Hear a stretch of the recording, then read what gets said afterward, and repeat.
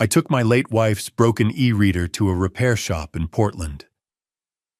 The technician stared at the screen for a few seconds, then suddenly locked the door. His voice trailed off almost a whisper. "Sir, you shouldn't let anyone else see what's inside this device." I frowned, completely bewildered. "What are you talking about?" He pushed the device across the counter, his eyes tense. "You need to listen to the last recording your wife left behind." I pressed play, and I discovered a truth that made my blood run cold with shock. Hello everyone, welcome to today's story. Before we continue the mysterious recording, please like, subscribe, and comment where you're watching from. Note, this is a fictional story. Some details are dramatized to enhance storytelling and offer thoughtful, meaningful reflections. Any similarities to real people or places are purely coincidental. The smell of burnt solder and ozone always made my skin crawl, but today the static in the air felt like a warning from the grave. I sat on a stool that creaked under my weight, feeling the grit of the repair shop floor beneath my boots. I am Thane Garrison, a 70-year-old retired hazelnut farmer with hands calloused by 4 decades in the Oregon soil, and I was currently clutching my late wife's e-reader like a sacred relic. The glass was spiderwebbed with cracks, a jagged map of the moment everything fell apart. Most people would see a broken tablet and think of the cost of a replacement, but I only saw the last thing Jessica was holding when she collapsed on our kitchen floor. My children thought I wanted it fixed so I could finish the historical novels she loved, but that was a convenient lie. I brought the device to Portland because I noticed her fingers were fused to it in her final moments, as if she were trying to protect a secret from the very air she was losing. 2 months of silence had passed in our farmhouse, and the weight of that silence had become a physical burden I could no longer carry without answers. Corbin Mercer, a 30-year-old electronics technician with wire-rimmed glasses and a nervous twitch, emerged from the back room, looking visibly shaken. He didn't hand the device over to me across the cluttered counter. Instead, he scanned the storefront for other customers before leaning in close. His pencil was doing a jittery tapping dance against his clipboard, a sharp, rhythmic sound that grated on my nerves. I asked him if there was a problem with the billing, my voice sounding older and more tired than I cared to admit. Click. The sound of the deadbolt sliding home as Corbin locked the front door felt like a guillotine dropping. He beckoned me into the back room of his shop, away from the storefront cameras, into a cramped space that smelled of old dust and hot plastic. I followed him, my heart hammering against my ribs. I had lived through 70 years of Oregon winters, but the chill I felt now had nothing to do with the weather. He sat me down in front of a terminal where the blue hum of a diagnostic monitor washed over us like a ghost. Corbin plugged the e-reader into the machine, his fingers trembling as he navigated through layers of code that looked like nonsense to a man who spent his life studying soil, pH, and harvest yields. He told me that the storage wasn't filled with the novels I expected to see. Instead, the memory was packed with encrypted high-bitrate audio recordings disguised as mundane system logs. How could a woman who barely knew how to text hide a digital paper trail this deep? I stared at the screen, a cold dread pooling in my stomach. These were hidden intentionally. Corbin whispered, his eyes darting toward the door we had just locked. This wasn't a glitch or a collection of audiobooks. These were timestamps, and every single one of them matched the final week of my wife's life. He admitted that he had almost wiped the drive as part of the standard repair until he saw the file names. My curiosity was no longer a quiet ache. It was a visceral, screaming need to know what Jessica was so afraid of. Corbin's finger hovered over the play button on the diagnostic screen, his voice trembling as he whispered that I needed to hear how this starts. The sound of static breaking into a familiar shaky voice sent a tremor through my soul. Hearing Jessica's voice wasn't like a comforting memory. It was like a cold hand reaching out of the Oregon mist to grab me by the throat. I stood frozen in that cramped back room, the blue light of the diagnostic monitor casting long, sickly shadows across the cluttered workbench. The recording was grainy, a whispered confession captured in the dead of night. Thane, she said, and my name sounded like a prayer and a warning all at once. If you are hearing this, the blue ones aren't mine. I have to hide the real medicine because someone is swapping my bottles. I felt the air leave my lungs. This wasn't just a digital diary of a grieving woman. It was a desperate breadcrumb trail left by a wife who knew her sanctuary had been breached. Corbin Mercer immediately cut the audio before the sentence could even settle in the air. He looked at the door he had just deadbolted, his face pale under the fluorescent hum of the shop lights. He told me he couldn't let me listen to the rest there, that it was far too dangerous for both of us if someone was watching. My heart hammered a frantic rhythm against my ribs as I looked at the e-reader, realizing it was no longer a relic, but a ticking bomb. Have you ever felt the ground vanish beneath your feet while you are still standing? That was the moment I realized my home was no longer a sanctuary, and the people I called my own might be the very wolves I had let through the gate. Corbin didn't ask for payment. Instead, he slid a pair of high-end, noise-canceling headphones across the scarred table, his eyes darting toward the security feed. He warned me that as long as I stayed within the standard reading interface, the files remained invisible. But if someone with his skills went looking, I would be in trouble. He leaned in, his voice barely a breath, telling me not to trust my family, not a single one of them, until I had heard the end of that file. I tucked the device deep into the pocket of my wool coat, its weight feeling like a lead sinker pulling me down. I walked out into the freezing rain, the icy water soaking through my clothes as I climbed into my old truck. The smell of wet asphalt and pine filled the cab, but it did nothing to clear my head. I pulled onto Highway 99 West, the rhythmic, frantic slapping of the windshield wipers struggling against the torrential downpour. The rain didn't just fall. It attacked the windshield like 1,000 tiny needles trying to wash away the sins of my own bloodline. I gripped the steering wheel until my knuckles turned white, my mind racing back to the night Jessica died. I remembered my children hovering over her bedside, their faces masks of concern. I asked myself who was really in the room that night and why I had been so blind.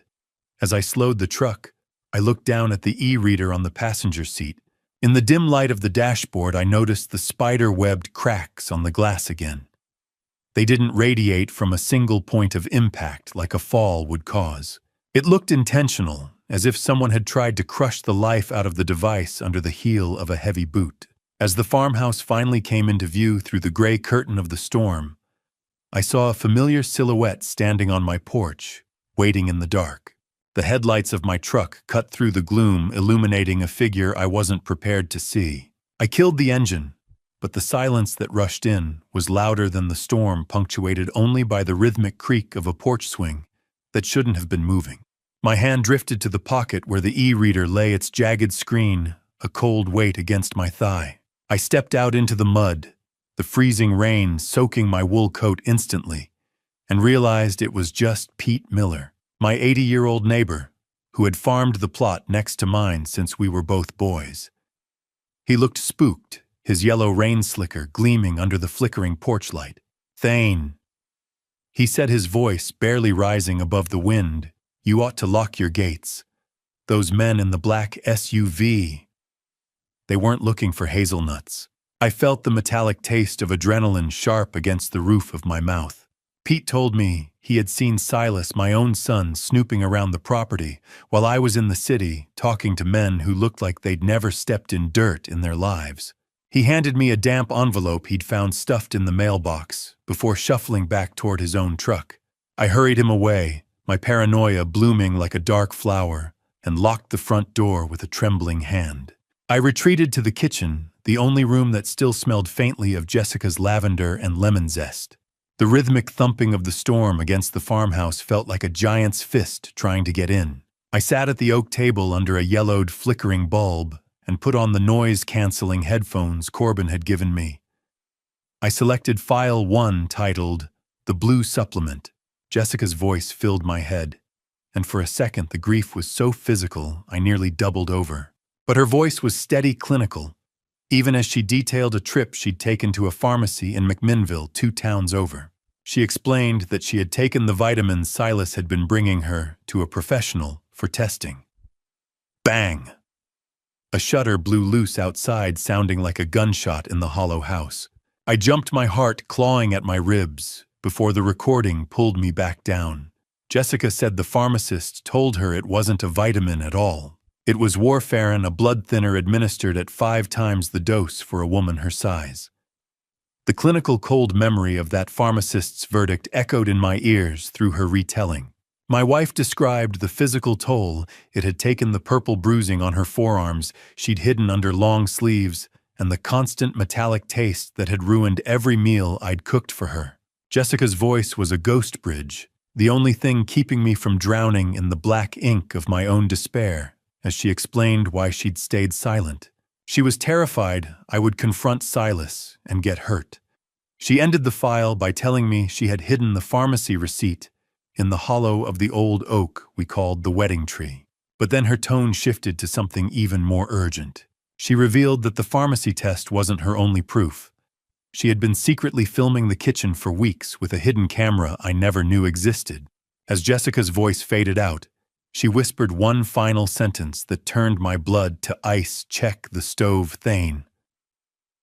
They've already started the next stage. I ripped the headphones off my gaze, snapping toward the kitchen range, a cold sweat breaking across my brow. I didn't just walk toward the kitchen range. I lunged, my hand trembling as I reached for the dials that should have been cold. The air in the kitchen was thick with the faint, rotten egg smell of natural gas, a scent that shouldn't have been there since I'd finished my tea hours ago. My heart hammered against my ribs like a trapped bird as I found the rear burner valve wide open, though no blue flame flickered. I twisted the dial shut, the silence of the house suddenly becoming predatory. It wasn't just a simple mistake. As I leaned closer, I discovered that a linen dish towel had been placed dangerously close to the pilot light, a deliberate attempt at arson disguised as senility. Someone had been in my house while I was at the repair shop, moving through my life with the clinical precision of a butcher.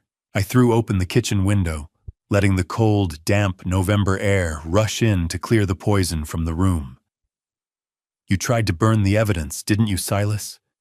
I whispered to the empty room. "Not tonight. Not on my watch."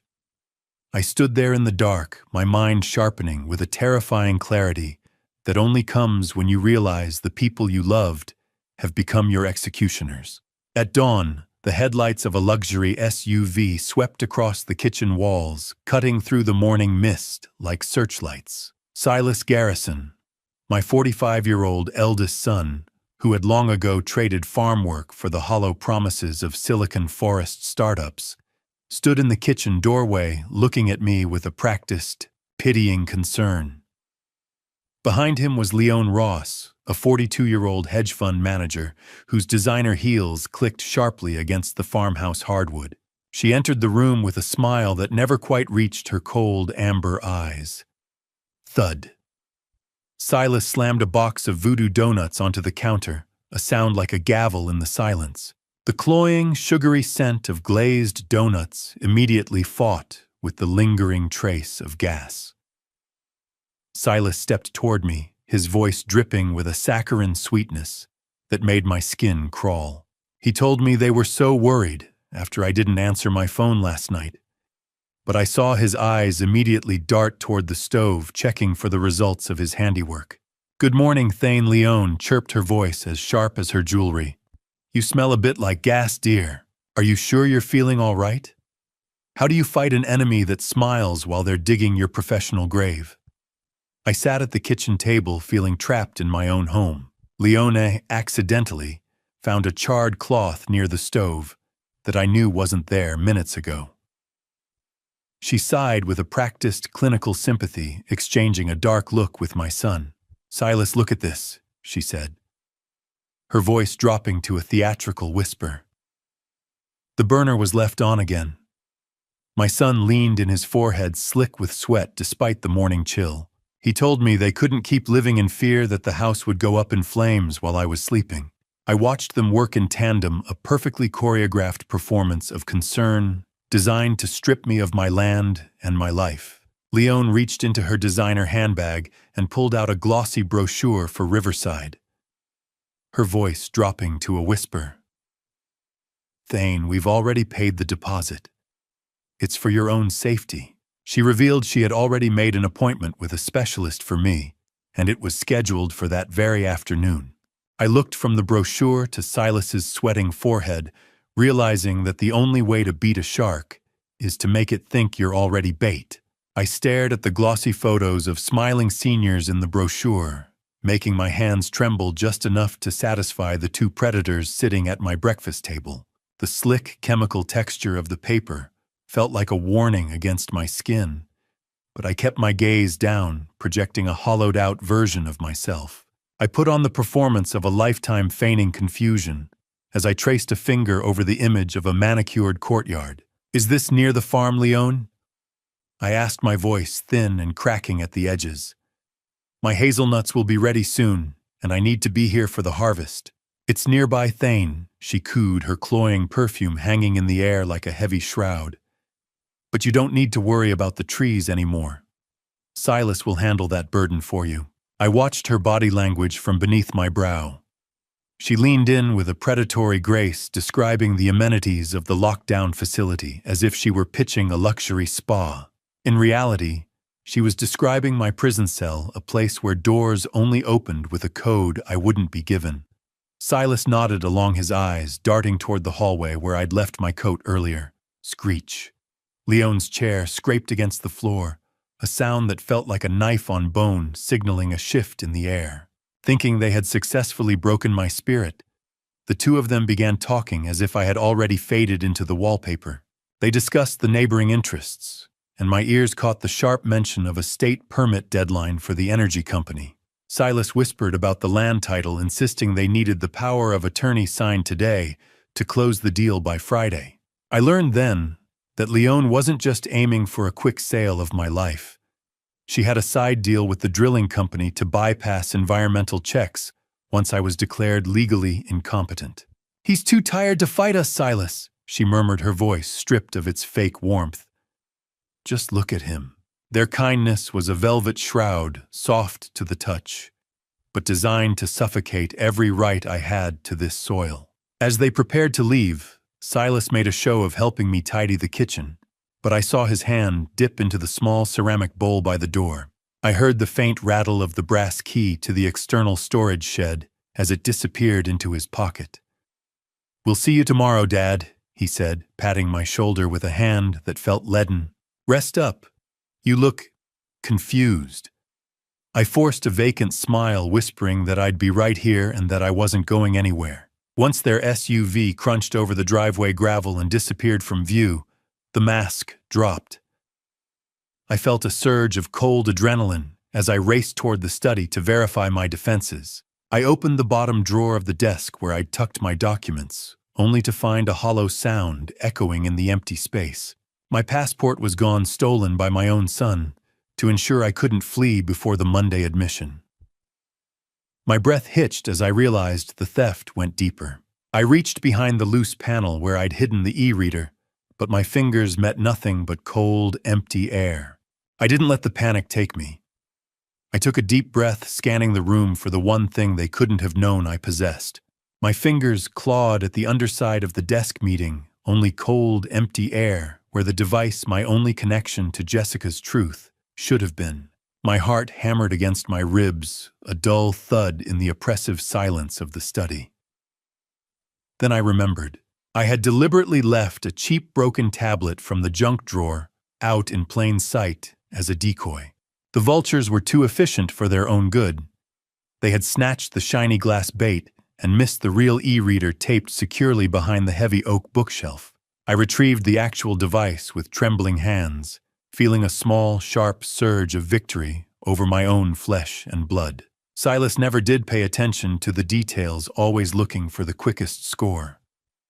I whispered to the shadows that I still had her, that I was still listening. To ensure no hidden microphones captured my reaction, I retreated to my soundproofed basement workshop. The air down there smelled of damp earth and old grease, a familiar, honest scent that Leon's perfume couldn't reach. I sat at my rough, unfinished cedar workbench, the cold sweat dripping down my spine as I activated File 2. The recording was high quality, likely captured, while Leon and Silas were walking through the hazelnut orchard, unaware that Jessica had left her device in a garden basket nearby. Leonie's voice had a high-pitched metallic whine that set my teeth on edge. She spoke of the fracking potential of my eastern 50 acres, claiming the sale would cover her firm's recent embezzlement scandal. I had to stop the recording. My stomach lurched the taste of Leonie's pastries, turning to ash in my mouth. I leaned over the workbench, the wood grain blurring before my eyes. How much is a father worth in the eyes of a son who only sees dollar signs in a sunset? I forced myself to press play again. Silas sounded pathetic, a small man begging for a larger cut to settle his gambling markers. Leon brushed him off, stating that once the old man was safely at Riverside, they would sign the easement. She noted that the energy company wouldn't care about the incidents that led to my admission. Silas asked if I was really that confused, or if they were just making sure I was. The recording revealed a brutal timeline. They had exactly 5 days until the state's natural gas auction. Leon mentioned that the supplements were just the first phase. Riverside was where they would finish the job by ensuring my heart gave out under the stress of what they called dementia-related agitation. I stared at the concrete wall of the basement, the e-reader's glowing blue light, the only thing visible in the dark. "He's 70, Silas," she said, her voice devoid of any human warmth. "Men his age have strokes every day. It's expected." I sat there in the gloom, realizing my son wasn't just stealing the land I had spent 40 years tending. He was participating in my execution. "I'm not going to be a house that's cleared, Leon," I thought with a cold, murderous resolve. "I'm the one who planted these trees." The file ended with the sound of a third voice entering the conversation. On the recording, a voice I recognized instantly, and one that made the e-reader slip from my numb fingers. The basement was silent, but my mind was screaming. The third voice shouldn't have been there. The voice of my own son was a knife, but the third voice on that recording was the whetstone that sharpened it, the dry, clinical tone of Arthur Vance, our family's longtime financial advisor. For 30 years, I had trusted that man with the fruits of my labor, every harvest and every investment. Now, hearing him discuss the asset liquidation of my life with Leon felt like a physical violation. I sat in the darkness of the workshop replaying those whispered words. They weren't just planning a sale. They were dismantling the structure of my very existence. I realized then that the conspiracy wasn't limited to a rotted branch of my family tree. It was the entire orchard. Fearing the farmhouse was bugged, I didn't dare turn on the lights. I packed a small bag with a few essentials and the precious e-reader, my heart hammering a frantic rhythm against my ribs. I couldn't risk the front gate cameras. I slipped out through the back, my boots sinking into the familiar hazelnut soil as I navigated the groves in the pre-dawn shadows. "Not you too, Arthur," I whispered to the cold wind. "Not after all we built together." I reached my truck parked hidden near the old barn and began the long, paranoid drive to Portland. I arrived at the 8th floor offices of Alaric Benedict, looking like a man who had crawled out of a shipwreck, the grit of the orchard still clinging to my heels. Alaric Benedict, a 65-year-old attorney with a silver-maned head and a reputation for being the most ethical shark in the Portland legal waters, stood as I entered. He didn't ask questions. He simply ushered me into his sanctuary of old leather and high-end espresso. Silence. The Portland traffic hummed 8 stories below, but in that office the air was as thin as a vacuum as I played the first 3 minutes of File 2. I watched the blood drain from Alaric's face as Leon's sharp voice filled the room. "Alaric," I said, my own voice trembling with suppressed rage. "They aren't waiting for me to die. They're making sure I do." He took a long, slow breath and told me we were going to look at everything Jessica left behind. He pulled up a recent filing from the county clerk's digital portal, something I hadn't even known existed. My eyes burned as I stared at the clinical blue light of his monitor. He showed me a restated will dated only 2 weeks before Jessica's death. The signature was a masterpiece, but I knew it was a lie.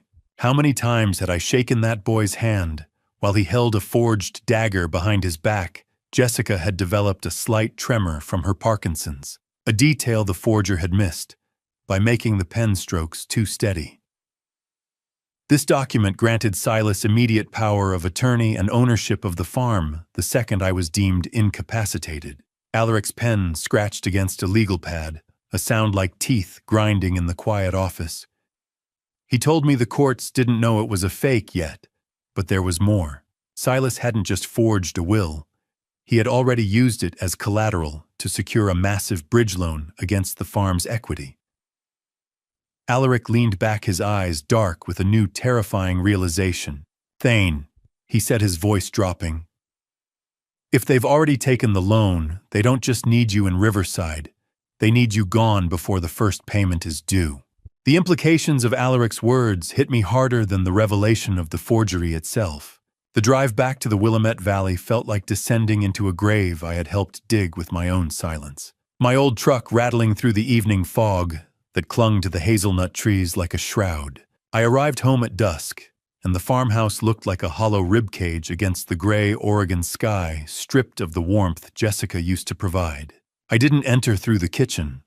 I couldn't bear to see the stove where they had tried to stage my final lapse into senility. Instead, I bypassed the main floor entirely and retreated to the soundproofed basement workshop.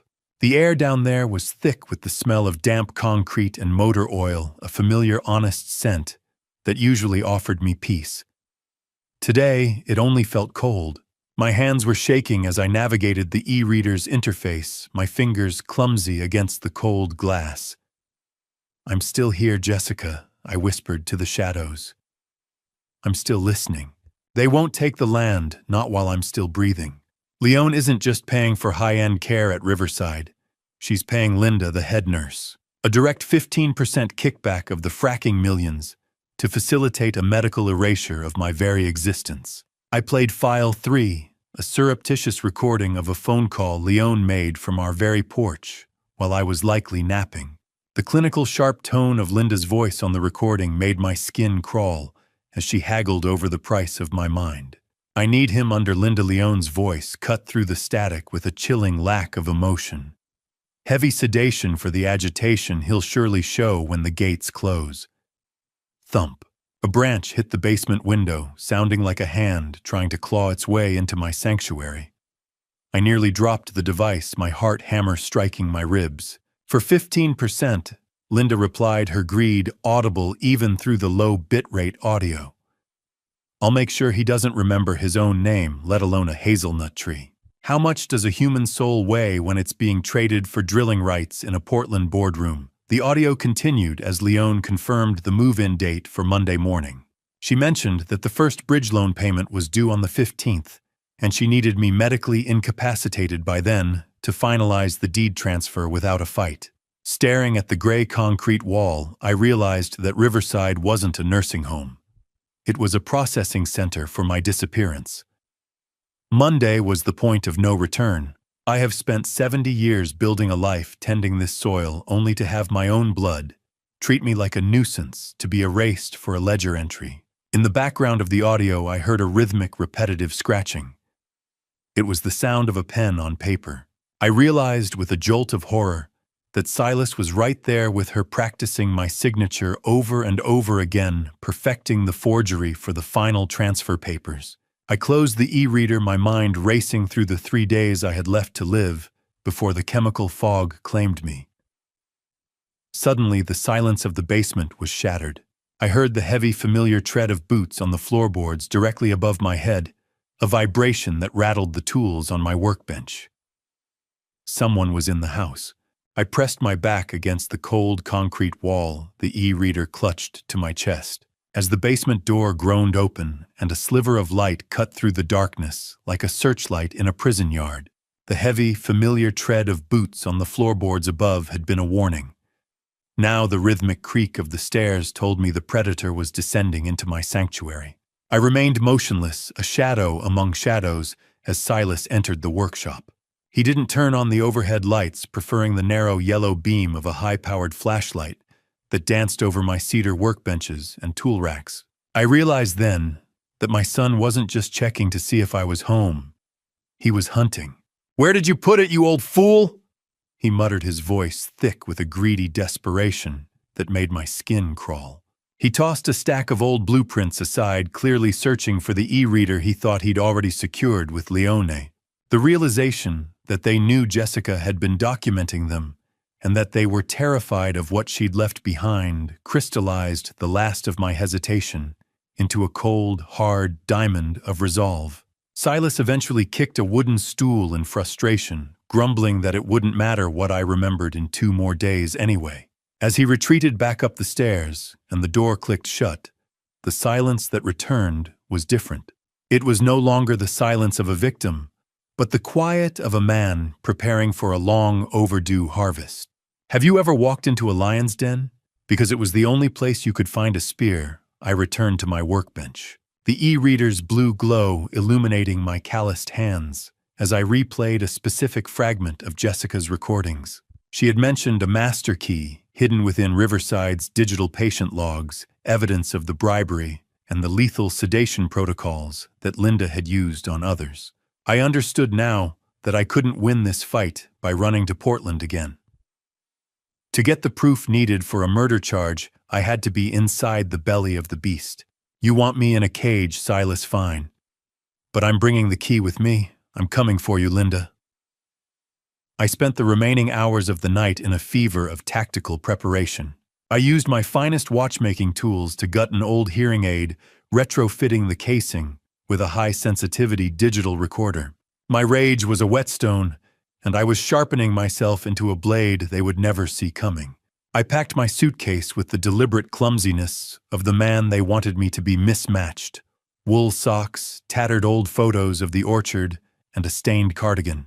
Hidden in the lining, however, were the tools of my new trade.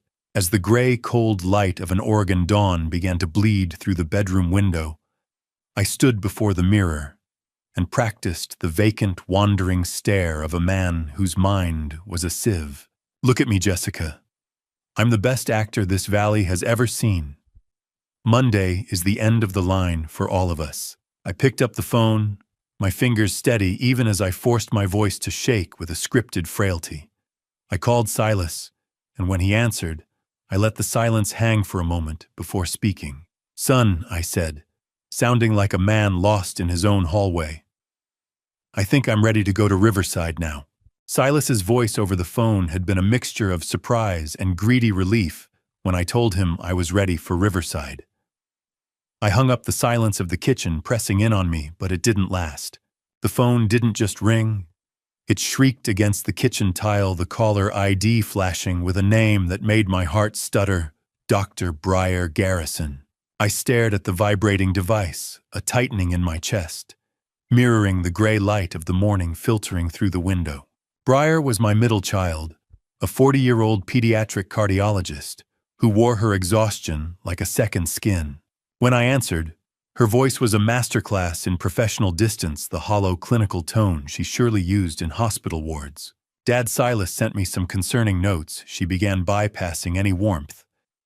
He mentioned neurological fluctuations and some troubling behavior with the stove. I gripped the edge of the counter, the smell of cold, stale coffee from the morning before rising to meet me. "I'm just tired, Briar," I said, forcing a weary rasp into my throat. "This big house, it gets quiet." My mind raced as I realized the depth of the trap. Silas hadn't just been gaslighting me. He'd been sending Briar medical journals and forged logs of my supposed lapses for weeks. He was building a clinical case using my daughter's own expertise to legitimize my incarceration. She started using medical jargon, executive function, cognitive units, neurological decline, that made me feel like a specimen under a microscope rather than a father. How do you tell your own daughter that the brother she grew up with is counting the minutes until his father's heart stops? I had to decide in seconds whether to scream the truth or lead her to it. I chose the latter. Silas is very thorough, isn't he? I mused, letting a bit of bitterness bleed through the act. He always was good at organizing things. Her voice was a scalpel, sharp and sterile, cutting through the memories of the little girl who used to follow me through the orchards. She told me Silas was worried about my safety and that Riverside had a top-tier unit. It was a diagnostic trap set by one sibling and sprung by the other's misplaced sense of duty. I dropped the vacant act just enough to sound lucid, even a bit desperate. "Briar, come to the farm tomorrow morning," I urged. "Just you. No Silas, no Leone. I found something of your mother's, something only you would understand." I could sense her hesitation, the doctor clashing with the daughter, who still remembered the smell of the hazelnut harvests. She went silent for a moment, and I could hear the clinical mask crack as she whispered, "Dad, Silas said you were dangerous. Are you?" I closed my eyes, the weight of the e-reader in my pocket feeling heavier than the house itself. Briar then admitted something that turned my blood cold. Silas had already asked her to sign a medical affidavit supporting my involuntary commitment. He wanted the legal shackles locked before I even reached the facility gates. "I'll be there, Dad," she finally said, her voice small. "Tomorrow morning." I hung up the phone, my hand shaking, and looked out at the hazelnut trees, knowing I only had 24 hours to prove I wasn't the monster Silas had described. I adjusted my hearing aid, the one that wasn't for hearing at all, as the heavy magnetic locks of Riverside Memory Care clicked behind me with a sound like a prison gate closing on a life sentence. The lobby was sun-drenched and pristine, smelling of lemon bleach and floor wax, an artificial paradise designed to soothe the guilt of the living. Silas stood beside me, his impatient greed radiating off him like heat from a wood stove. We were met by Linda, the 55-year-old head nurse, with a smile as sharp as a scalpel and a voice that sounded like silk rubbing against sandpaper. She performed a saccharine welcome, treating me with the patronizing softness one might use on a 5-year-old. I noticed the contrast immediately between her practiced warmth and the clinical coldness in her eyes. Silas told her that I had been having a lot of spells lately and that it was best to start the stabilization protocol immediately. Linda revealed then that she wasn't just a dedicated nurse. She mentioned her direct financial interest in the drilling company through a shell corporation, effectively making her a primary stakeholder in my disappearance. She spoke of safety protocols that were nothing more than restrictions on my autonomy. I felt the weight of the hidden recorder in my ear, catching every word. Linda led us into the locked memory wing, a world of white walls and the unnerving soft hum of the building's ventilation. The artificial brightness of the fluorescent lights made the hollow, vacant stares of the patients in the hallway look even more tragic. They were staring at nothing, their spirits clearly dampened by chemical restraints. Drip. A patient in the hallway spilled a cup of water, and the sound echoed like a gunshot in the sterile silence. My skin crawled as I watched a woman reach out for a hand that wasn't there. Linda openly discussed my agitated nature with Silas, explaining that they use a very specific cocktail for patients with my level of resistance. Silas asked if it was safe, adding that he needed me to be able to sign a few things before I settled in. His voice lacked even a shred of the sun I had raised. How many lives had been traded for dividends in this shiny, carpeted mausoleum? We entered my designated room, a beautiful cage with bolted-down furniture and a window that only opened an inch. Linda slipped a business card to Silas with a handwritten note about the extra service fee they had discussed. She told him she would have the papers ready for Monday and to just make sure the consultant fee cleared first. She looked at me and said it was a lovely view and that I would never want to leave. I realized then that I had captured enough audio of their conspiracy to burn this entire place down, but a new horror struck me. As we passed the on-site pharmacy, I saw the order for my stabilization cocktail being prepared. It was specifically designed to mimic the stroke symptoms that killed Jessica, a chemical execution, waiting for me in a small plastic cup. As we walked back to the car, Silas patted my shoulder, his hand feeling like a slab of cold meat.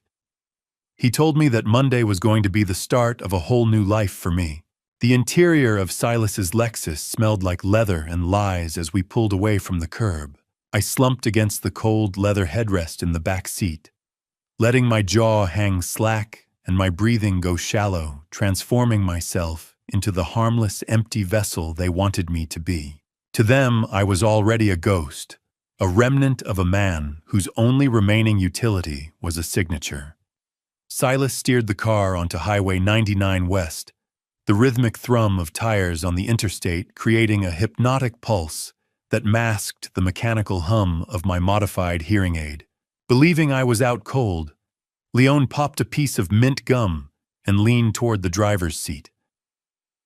She laughed a sharp, brittle sound, noting that the facility had really taken the fight out of me. She revealed that she had been intercepting Briar's calls to the farm for weeks, ensuring that the only information our doctor-daughter received was a curated list of my supposed episodes. Silas gripped the steering wheel, the orange glow of the setting sun hitting the dashboard and reflecting in his eyes. He asked if Briar would really go through with it, and Leone assured him that if a cardiologist signed off on the symptoms, no court in Oregon would touch them.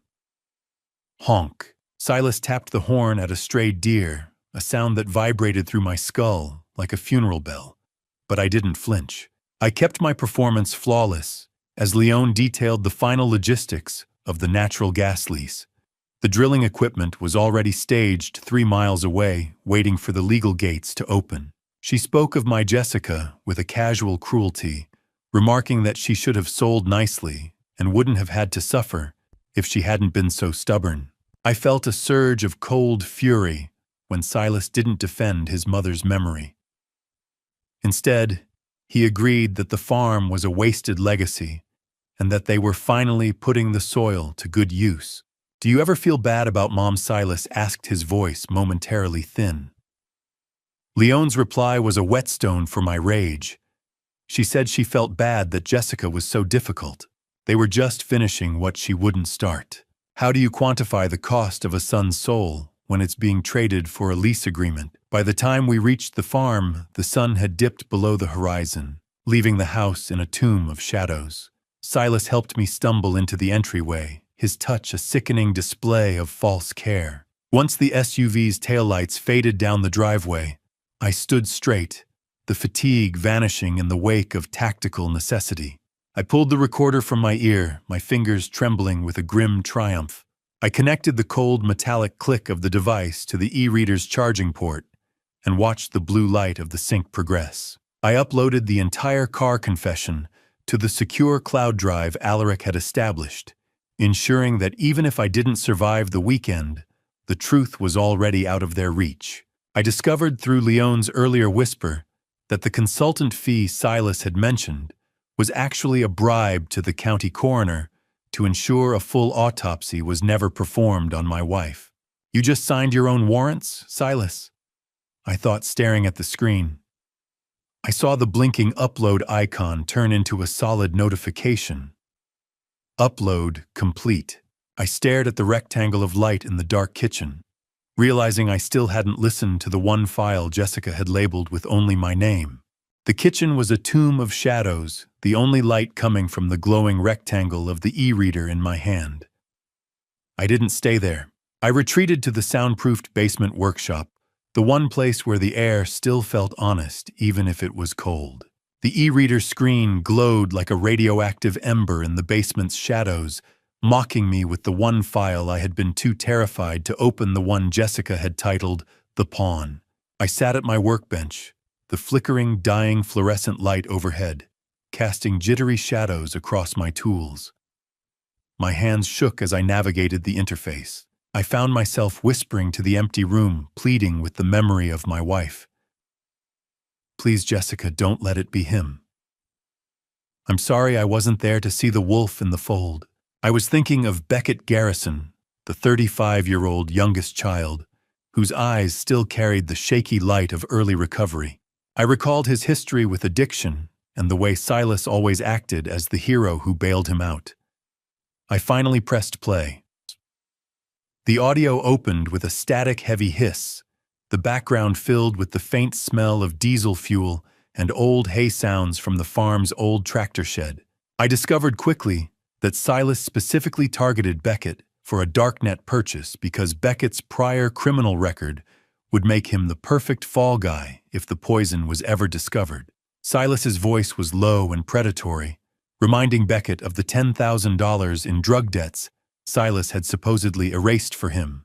Silas instructed a shaky-sounding Beckett to use his old darknet contacts to order herbal boosters for their mother. He framed it as a secret way to bypass my stubborn refusal to use modern medicine, weaponizing Beckett's desperate desire to help Jessica. Crack. I squeezed the e-reader so hard, I thought the plastic would shatter along with my heart. "It's just an herbal supplement," Silas's low, confident voice vibrated through the speakers. "Dad's too old to understand." "Do you want Mom to suffer?" "I don't know." Silas Beckett replied, his voice thick with the pathetic, desperate gratitude of a man who thought he was being saved. "Ordering stuff like that is how I got in trouble last time." The recording captured Silas handing him a prepaid crypto card and a list of specific vendors. He promised Beckett that this would square their debt and make him the family's savior. "You'll be a hero," Silas urged. "Now go home and order the blue supplement. Jessica needs it." My eyes stung with salt as I realized that Silas didn't just kill my wife. He used our brother's trauma as the murder weapon. How can a man share the same blood as a brother he's prepping for a prison cell? The final seconds of the recording were the most brutal. Silas mentioned the debt again, but his tone shifted when Beckett stepped away. In a muffled aside, Silas revealed that he didn't just bail Beckett out. He was secretly the one who had informed the police about Beckett's previous drug deal to create that debt in the first place. He had manufactured Beckett's ruin years ago, just to have a tool ready for this moment. I turned off the device, the silence of the basement suddenly heavier than the earth above it, and realized there was one person I had to find before Briar arrived in the morning. Silas hadn't just stolen a life. He had tried to bury 2 sons under the weight of his own greed. I didn't wait for dawn. I climbed the basement stairs, my legs heavy, but my path clear. The house was silent, yet every floorboard seemed to scream with the betrayal I had just heard.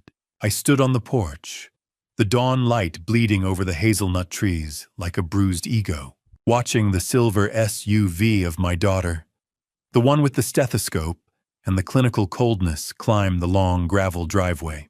Briar arrived at the farm with a rhythmic crunch of gravel that sounded like a countdown. She stepped out of the vehicle wearing her medical scrubs, the sterile scent of the hospital still clinging to her like a protective layer of armor. She didn't offer a hug. Instead, she greeted me with a lingering diagnostic gaze, checking my pupils and the steadiness of my gait, as if I were a specimen in a lab. "You look tired, Dad," she said, her voice stripped of daughterly warmth. "Silas said your coordination was off yesterday." I leaned against the porch railing, feeling the damp morning mist on my neck. "Silas says a lot of things, Briar. Come inside. The coffee is fresh." As we walked through the door, she revealed she hadn't just come to check on my health. She reached into her bag and pulled out commitment papers that Silas had already pre-signed, intending to force me into Riverside today if I showed even a flicker of instability. The clinical precision of the ambush made my stomach turn. I led her into the kitchen, the air thick with the smell of high-octane espresso I had brewed to keep my hands from shaking. I refused to engage in her memory tests or the practiced medical small talk she used to maintain distance. Thump. Briar's medical bag hit the floor, the stethoscope clinking like chains in the sterile silence of the room. I maintained a stoic, almost unnerving silence that forced her to stop her interrogation. "I am not here to play Dr. Briar," I said, my voice low and authoritative. "I am here to be your father." I placed the e-reader and the heavy, cold, noise-canceling headphones on the scarred oak table. I gestured for her to sit in the very chair where Jessica used to record her logs. "Just listen," I commanded. "Don't speak until the files are done." She put on the headphones with a weary, skeptical sigh, her posture radiating the belief that she was humoring the ramblings of a grieving, confused mind. "How many years of medical training does it take to recognize the sound of your own mother accusing your brother of murder?" I watched her face closely as the first audio file started. I saw the exact moment her professional mask began to crack, the subtle, sudden widening of her eyes when she heard Jessica's voice describing the specific lethal dosage of warfarin. "Wait, that's Mom," she whispered, her hand trembling as she reached for the volume. "Listen to the science, Briar," I told her. "You're the cardiologist." She looked toward the window, her eyes darting as if searching for an escape, but I knew I had an ally she didn't know about. I had Beckett watching the back of the house the entire time from the old barn, ensuring that Silas hadn't followed her to the farm to interrupt this moment.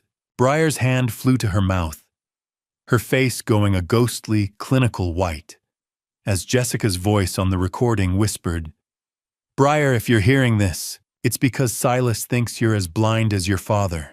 The kitchen clock ticked like a countdown as I watched my daughter become a doctor again.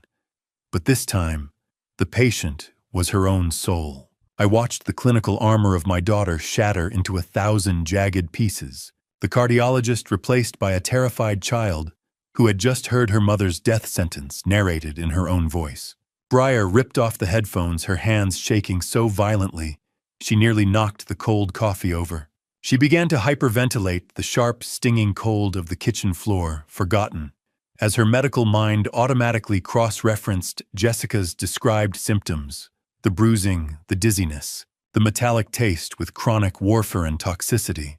She realized then that Silas had been sending her altered blood work results from a private lab for months, masking the poison as a natural decline in health. "I missed it, Dad." She choked out, her voice a ragged, panicked whisper. I looked at the chart Silas gave me instead of looking at my own mother. High-dose warfarin. It mimics a hemorrhagic stroke perfectly. He knew exactly what he was doing. I sat in silence, letting the weight of her guilt settle before I showed her the forged will and the financial logs I had discovered with Alaric. Briar stared at the digital screen, the sight of the forged signature illuminating the dark reality of our situation. She realized that Silas didn't just want the land. He wanted to erase everyone who could contest his right to it. She recalled the phone calls where Silas subtly steered her away from visiting, realizing now that it was a coordinated isolation campaign. Shatter. Briar's grip tightened until the ceramic mug in her hand developed a hairline fracture, a silent scream in the quiet room that mirrored the internal collapse of her world. The realization that her brother had used her medical license as a shield for his crime turned her grief into a cold, focused fury. "He used me, Dad," she said, her eyes now burning with a rising rage. "He used my title to keep you locked in his narrative. Silas didn't just kill her. He made us accomplices in his silence." I watched her transformation, the clinical mask, replaced by a warrior's resolve. Can a house built on 40 years of love survive a flood of such absolute calculated evil? I believed it could, provided we were willing to fight as dirty as the vultures circling us. Briar stood up, her medical bag gripped like a weapon. She agreed to join my counter-trap, promising to use her status as a doctor to lead Silas into a false sense of security. We began planning the family meeting for Sunday night, where she would pretend to be the one enforcing the Riverside commitment. "I'm going to make him feel safe, Dad." She promised, her voice like strategic steel. "I'm going to be the doctor he expects. We don't just stop them, Briar." I reminded her as a distant truck passed the house, vibrating with the omen of our task.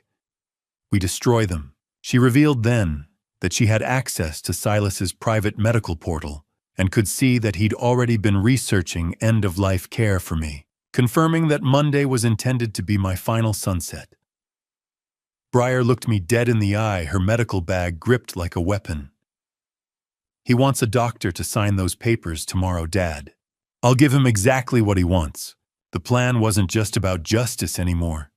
It was about survival. The farmhouse didn't just have walls anymore.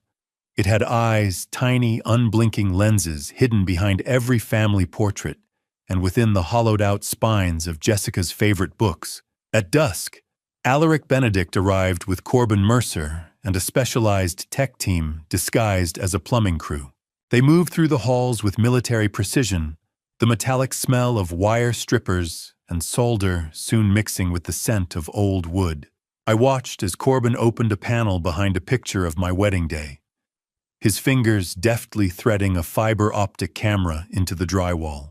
I realized that the plumbing crew Alaric had hired was actually composed of off-duty state investigators, men whose presence ensured that the chain of custody for every pixel of digital evidence would remain unbroken.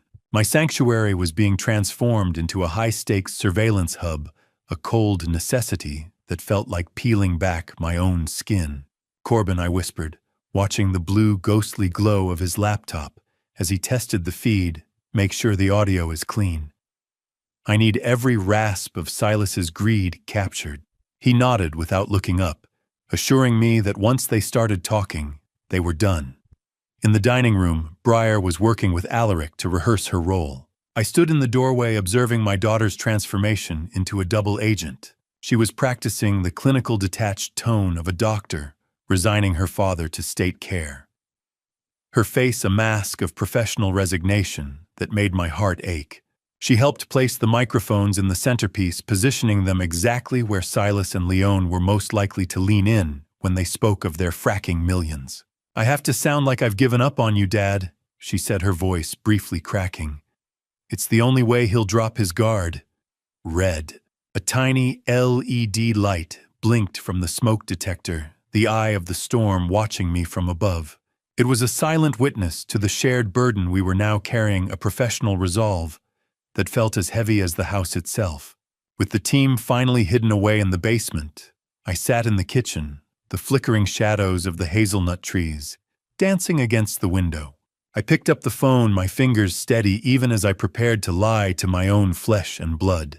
I called Silas, adopting the shaky, compliant voice of a man who had finally been broken by the weight of his own supposed mind.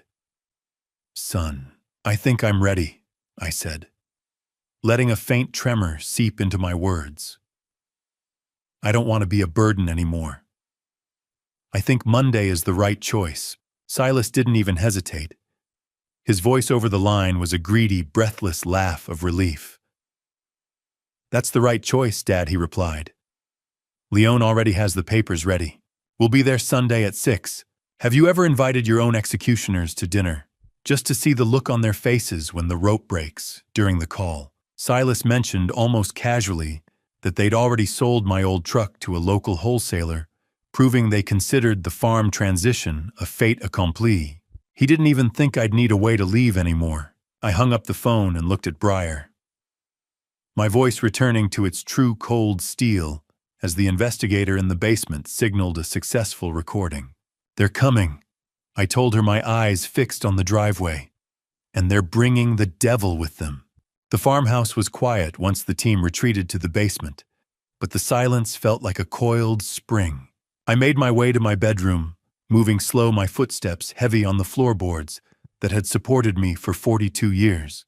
The house felt like a hollowed-out skull, but in the quiet of my room, the scent of Jessica's lavender sachets still lingered, a ghostly reminder of the woman I was about to avenge. I sat on the edge of the bed we shared, feeling the softness of the worn quilt beneath my calloused palms. I avoided the downstairs where the investigators and Corbin were huddled around monitors. I needed a moment of genuine connection before the final performance began. I picked up the e-reader, my thumb hovering over the file labeled simply, "For Thane, my love." I discovered then that Jessica had known she was dying months before the stroke that eventually took her. She had spent that final season intentionally setting up this digital device as her final witness, knowing the vultures would ignore a simple tablet in favor of the larger assets. "One more time, Jessica," I whispered to the empty air. "Just let me hear you one more time. I'm not ready to say goodbye, but I am ready to fight." I pressed play, and her voice filled the room, soft, intimate, and stripped of the clinical distance found in the earlier surveillance logs. Unlike the grainy audio from the tractor shed, this recording was filled with a tragic, haunting beauty. She didn't talk about poison or deeds. She spoke about the morning mist in the orchards and the way I looked at her when we planted our first oak decades ago. Silence. The audio cut for a second, and for one terrifying heartbeat, I thought I'd lost her forever. but then her breath returned to the speaker. "Look for me in the trees." "Thane," she said, her voice a warm, grainy texture that made my chest tighten. "Every time the wind moves the leaves, that's me telling you I'm proud. You were always the strong one. Don't let their lies make you feel small. How can a few megabytes of data carry the weight of a 42-year marriage?" I listened to her. "Give me permission to be the man she knew, the one who protects the truth even when the world is burning." The recording ended with a specific plea to save Beckett, whom she knew was being manipulated by Silas's cruelty. She told me that justice is a harvest that takes time, and that I had to be the one to gather it.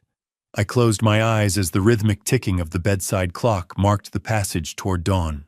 A cold, crystalline resolve settled in my chest, more potent than any grief. I realized I wasn't just a victim or a mole in this play. I was the keeper of her legacy, and tomorrow I would be the storm that cleared the valley. "I hear you, Jess," I said, the tears finally stopping.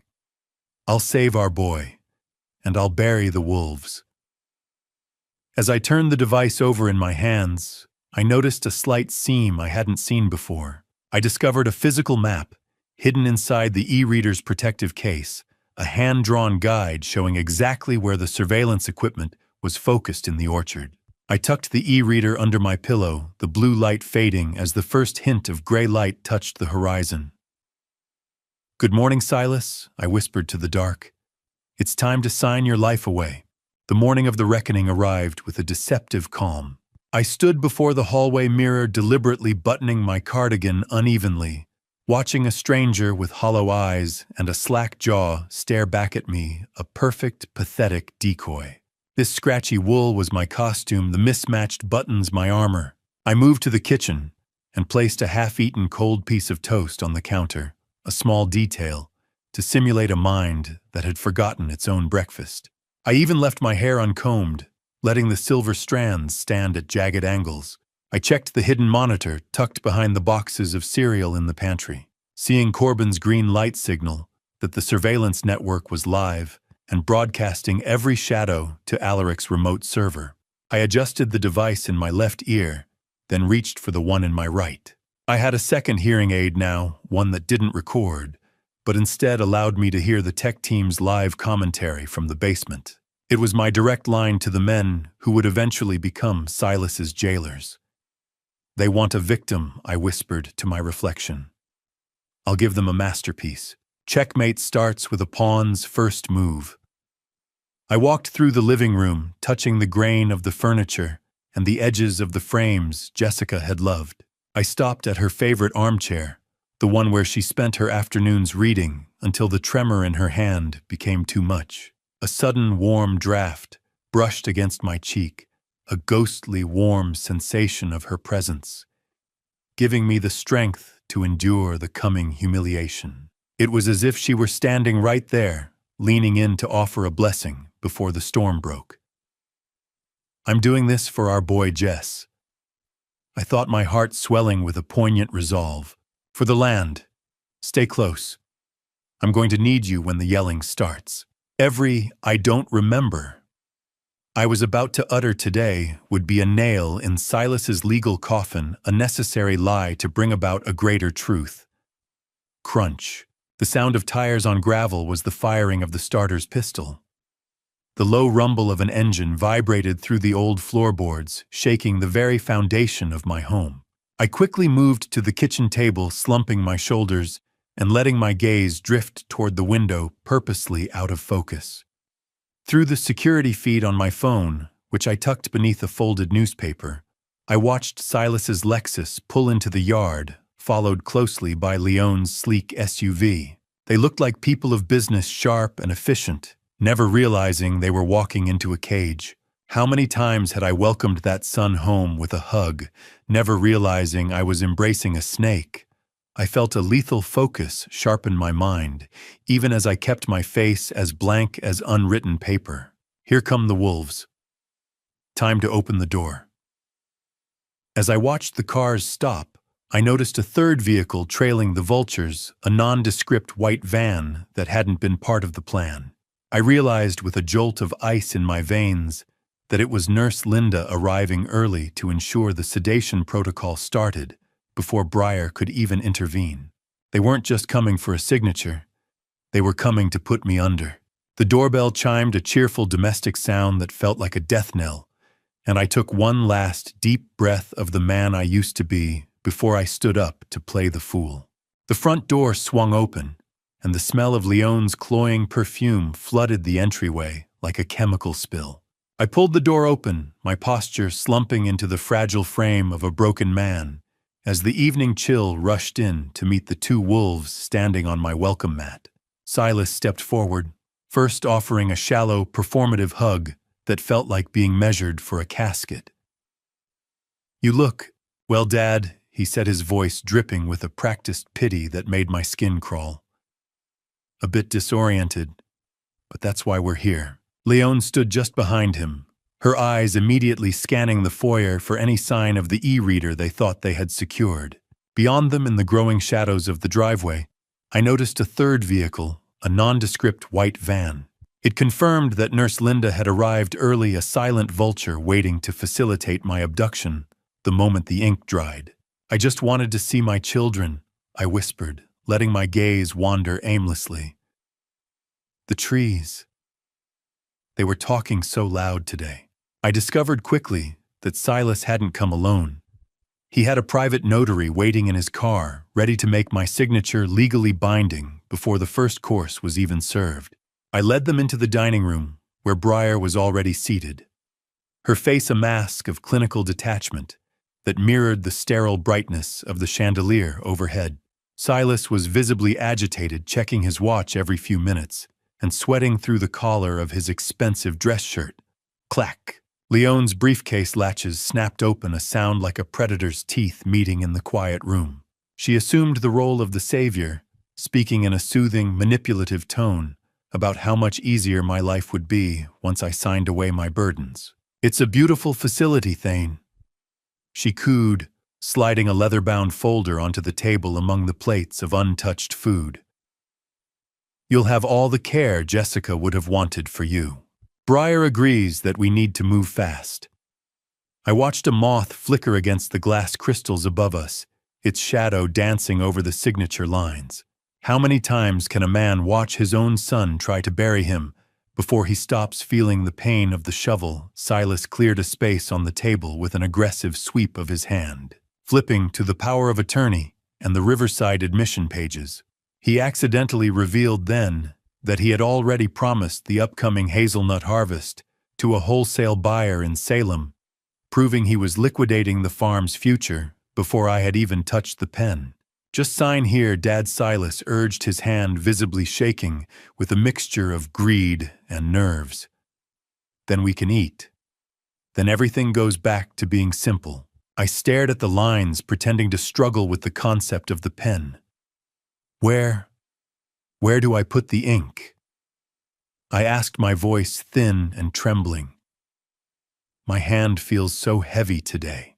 Silas leaned in, his wet, heavy breathing sounding like a predator closing in on a wounded animal. I picked up the heavy fountain pen, the cold, tactile weight of it, anchoring me to the reality of the trap.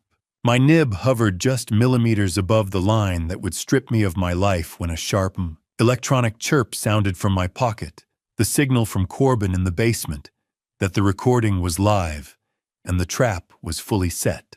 The pen clattered onto the table like a bone on a drum, and as I straightened my spine, the vacant fog in my eyes vanished, replaced by a cold, predatory clarity that made Silas recoil. I reached into my pocket and pressed a button on the remote, activating the whole house speaker system Corbin had wired just hours before. The room didn't just fill with sound, it was haunted. Jessica's voice, clear and accusing, poured from the dining room speakers, detailing the specific night she watched Silas swap her blood thinners for high-dose poison. The vultures froze mid-celebration, their faces draining of color as they realized the confused old man they'd come to bury was actually a Trojan horse. "I'm not signing anything, Silas," I said, my voice steady and lethal. "But your mother has a few things to say to you." Silas lunged for the folder, but I slammed my hand down on it first. I discovered then that I was broadcasting every gasp of their panic, live to Alaric's office, where a court reporter and 2 state investigators were recording every word as a formal deposition. Silas screamed at me to turn it off, claiming it was some kind of sick joke, but his eyes were wide with a terrifying realization. I switched the feed to the recording from the Lexus. The high-pitched distortion of the speakers didn't hide the sound of their laughter as they discussed manipulating Briar and stripping the land. Briar stood up her chair, screeching against the hardwood, her eyes blazing with a fury that finally silenced Silas. "You used my medical license to kill our mother." She whispered the words, hitting Silas like physical blows. "Stop." The music in Silas's head stopped, replaced by the sound of his own death warrant as the recording continued. "It's not what it sounds like." Silas stammered, looking at the ceiling as if the speakers were judge and jury.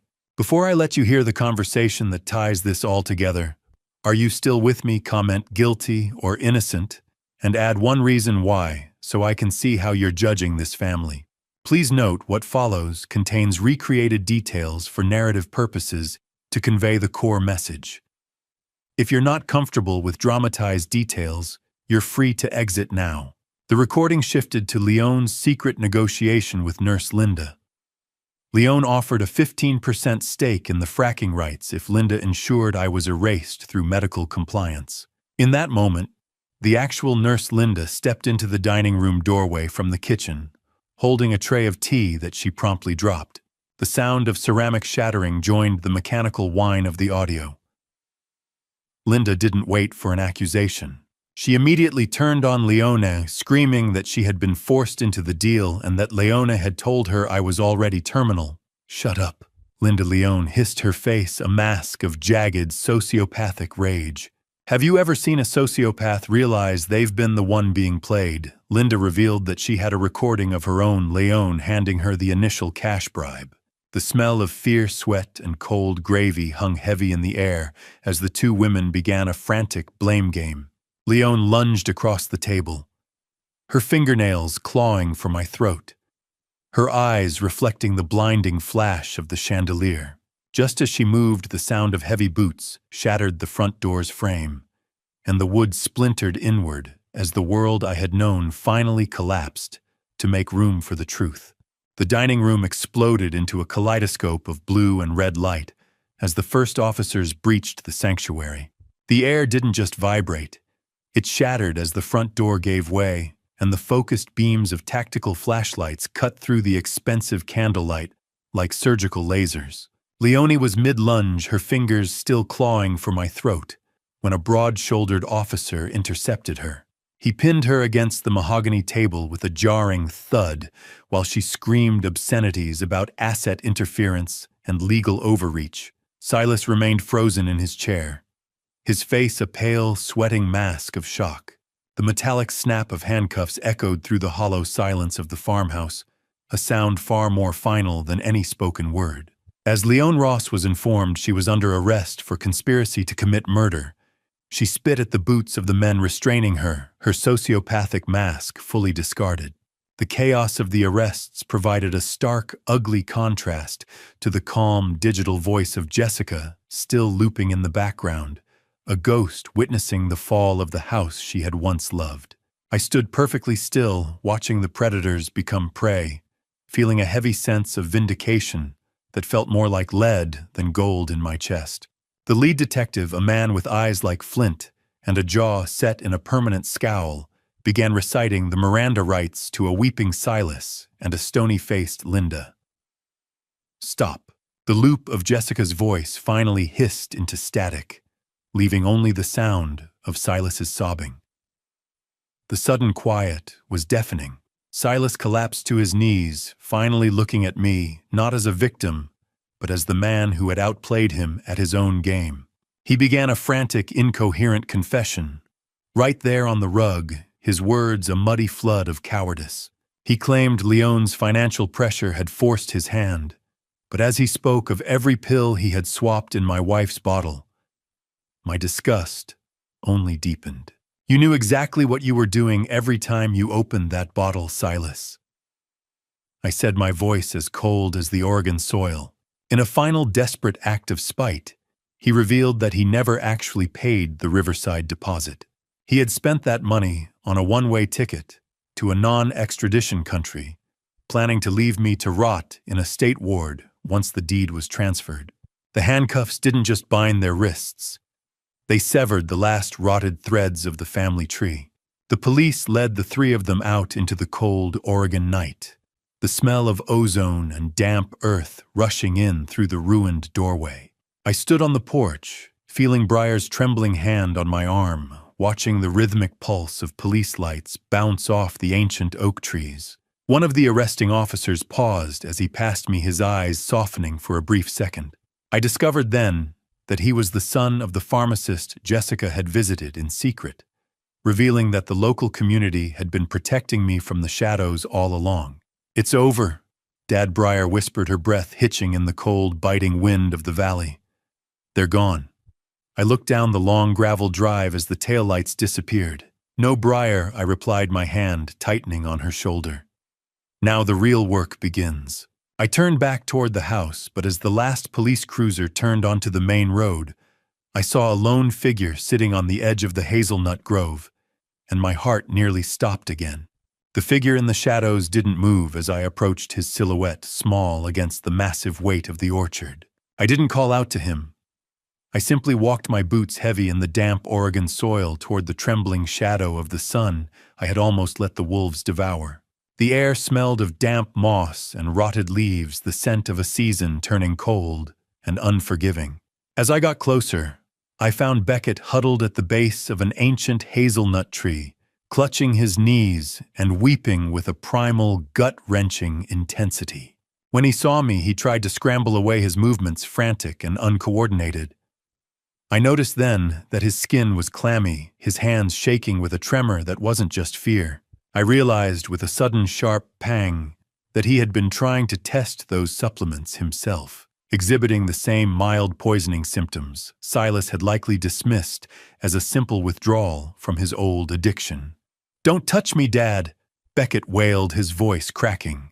"I'm the one who bought it. I killed her." I reached out and physically restrained him, pulling him into an embrace, not with anger, but with the desperate strength of a father refusing to let the darkness win.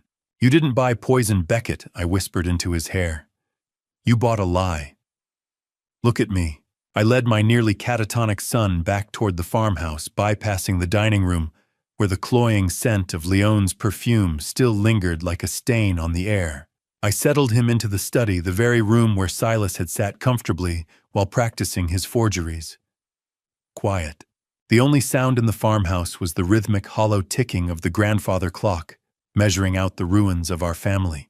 Beckett began to stammer out the details of the darknet orders, his voice barely a whisper. He told me how Silas had convinced him it would give Jessica energy, that I was too stubborn to save her myself. Every blue supplement he had lovingly handed to his mother had been a bullet Silas had put in the chamber. "He used your love for her as a murder weapon, Beck," I told him, my voice thick with a protective fury. "That's on him, not you. How do you mend a boy who has been forged into a blade meant for his own mother's heart?" Alaric Benedict entered the study then, his professional armor softening as he looked at my broken youngest child. He immediately asserted legal privilege, his flinty eyes promising a different kind of justice. Alaric explained that we needed to document every crypto transfer and every text to ensure Silas and Leon never saw the sun as free people again. He set a digital recorder on the desk, its low, rhythmic hum a steady pulse in the room. I noticed the flickering shadow of hazelnut branches against the study window, looking like reaching fingers. Alaric revealed one final piece of evidence he'd found: Silas had opened a hidden offshore account in Beckett's name. It was a final insurance policy designed to frame his own brother for the entire financial fraud if the murder ever came to light. The bitter taste of iron filled my mouth as I looked at my son. "I'll tell you everything," Beckett whispered, his eyes bloodshot and haunted. "Just don't let them come back here." He looked up at me, then his face pale in the lamplight. "Dad, there's a second package. It's already in the house." The word package hit me like a physical blow, sending my gaze darting around the study for any sign of a hidden threat. I tore the family photos from the mantel, my heart hammering against my ribs, looking for the poison my son said was already waiting to finish what Silas had started. Beckett sat slumped in the wingback chair, his voice a hollow rasp, as he pointed toward the corner of the room. He told me that Silas had instructed him to hide a second delivery in case I got difficult before the Monday move. I approached the grandfather clock, its rhythmic, heavy tick sounding like a countdown to a funeral I wasn't ready to attend. My fingers searched the dark mahogany housing until they caught on something smooth. I pulled away a small, vacuum-sealed pouch taped inside the casing. I discovered then that this wasn't another slow-acting supplement. It was a high-concentration liquid warfarin, a lethal kill shot intended for my very first night at Riverside to ensure my death looked like a natural secondary stroke. I handed the pouch to Alaric, the clinical crinkle of his evidence gloves sounding unnervingly loud in the quiet room. "This isn't just a chemical, Alaric," I said, the taste of stale coffee and bitter regret coating my tongue. "It is a signature on my death warrant." Alaric nodded solemnly, his professional mask tightening as he secured the physical link to Silas's darknet activities. Buzz. Alaric's phone vibrated on the oak table, the sound of a guillotine blade sliding into place. It was 2 a.m, but the world of high-stakes law never sleeps. He had used his high-level contacts to bypass the local sheriff, reaching the state attorney general directly. Alaric had transmitted the car recordings and the crypto logs Beckett provided, and the response was immediate. The farmhouse was now designated a secondary crime scene, and the state was taking over the investigation to prevent any interference from Silas's business associates in the valley. I stood in the kitchen, watching the blue official tint of a digital warrant manifest on Alaric's tablet. Breyer asked if this meant they finally believed us about Jessica, and Alaric simply looked at the screen with a grim satisfaction. The AG had seen more than enough. How do you explain to the earth that you have to take back what you gave it just to prove a crime? As the sun began to rise over the hazelnut trees, the morning mist clinging to the windows like a shroud, the final order arrived. The state attorney general had formally ordered the immediate exhumation of Jessica's body. They needed the tissue proof to turn intent into a murder conviction. I stood by the window, watching the gray light touch the orchards, realizing that justice required me to disturb the final rest of the woman I had loved for 40 years. They need her. Thane Alaric said, his voice soft but firm. The recordings show the plan, but her body holds the evidence. I took a deep breath, the smell of cold morning mist, and turned earth drifting through a cracked pane. "Wake her up then," I whispered. "Tell her I'm finishing the harvest." Alaric revealed that the state AG's office had already been flagged by the McMinnville pharmacist weeks ago, proving a quiet net was being woven long before I ever stepped foot in Portland. The lead investigator stepped onto the porch, his eyes heavy with the weight of the warrant. "Mr. Garrison, the backhoe is at the cemetery. We need you to identify the site." The cemetery was a sea of gray stone and iron gates, the morning fog clinging to the ground like a shroud. I stood at the perimeter of the family plot, the soil of the Willamette Valley famous for giving life. But as the backhoe's metal teeth bit into the earth, it felt like the valley was vomiting up a secret it was never meant to hold. The smell of damp peat and hydraulic fluid hung heavy in the air, a mechanical intrusion into a place of sacred rest. I watched the excavator's rhythmic thud with a hollow chest, flanked by Alaric and Breyer. My daughter's professional mask was back in place as she consulted with the lead investigator on medical markers, but I could see the tremor in her hands. Alaric tried to reassure me that they were being careful, but I told him careful was for the living. For Jessica, this was just another violation. I discovered then that the initial coroner's report had conveniently been lost in a local server crash months ago, a detail that confirmed Silas's influence over the county's digital infrastructure. It wasn't just a murder. It was a systemic deletion of the truth. I remained in a silent vigil until the vault was finally secured and loaded into a specialized state transport van. Bang! The van door slammed shut, echoing against the marble headstones like a closing cell door. The sound signaled the end of her piece and the beginning of a cold, forensic reckoning.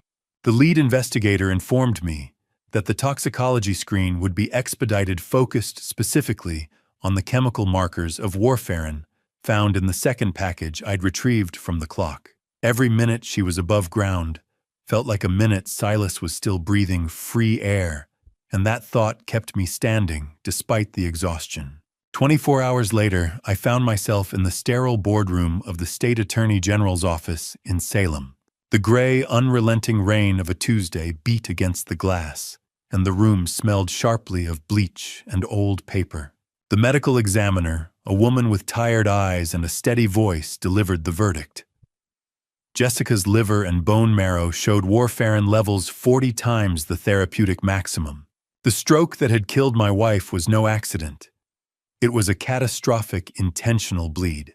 How many CCS of poison does it take to erase 42 years of marriage? I watched the examiner's hand move with a slow, deliberate grace as she signed the updated death certificate. The rasp of the pen on that thick official document was the most beautiful sound I'd heard in weeks.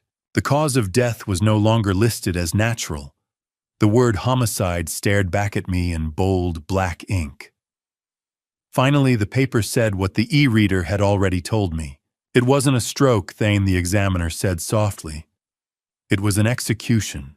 Alaric leaned toward me, then revealing that the state had already upgraded the charges against Silas and Leone to first-degree murder. In Oregon, that meant a mandatory life sentence without the possibility of parole. My son would spend the rest of his days behind the very bars he'd tried to build for me. Alaric put his hand on my shoulder, his voice dropping to a whisper as the gravity of the wind settled over us. Thane, Silas's lawyer, is already calling. He wants to talk deal. The word deal tasted like iron and ash in my mouth.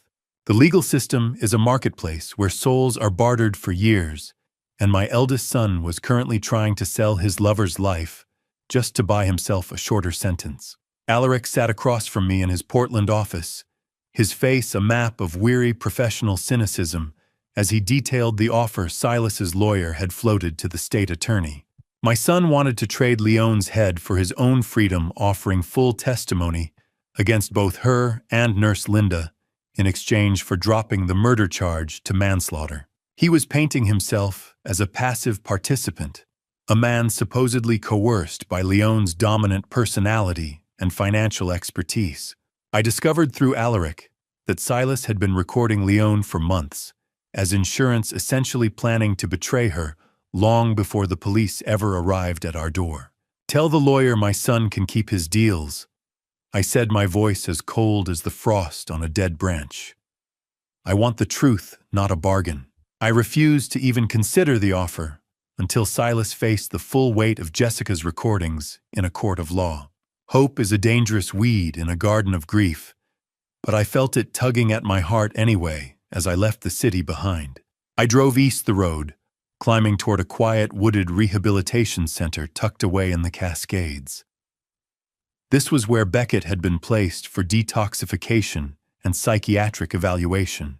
The air was different here, smelling of pine needles and industrial floor cleaner instead of the stale perfume of a crime scene. I waited in a sun-drenched visiting room, the sound of a distant stream echoing through the open window. I felt the familiar, heavy anxiety of a father who had spent years bracing for his son's next relapse. Beckett appeared a few minutes later, and I was struck by the sight of him.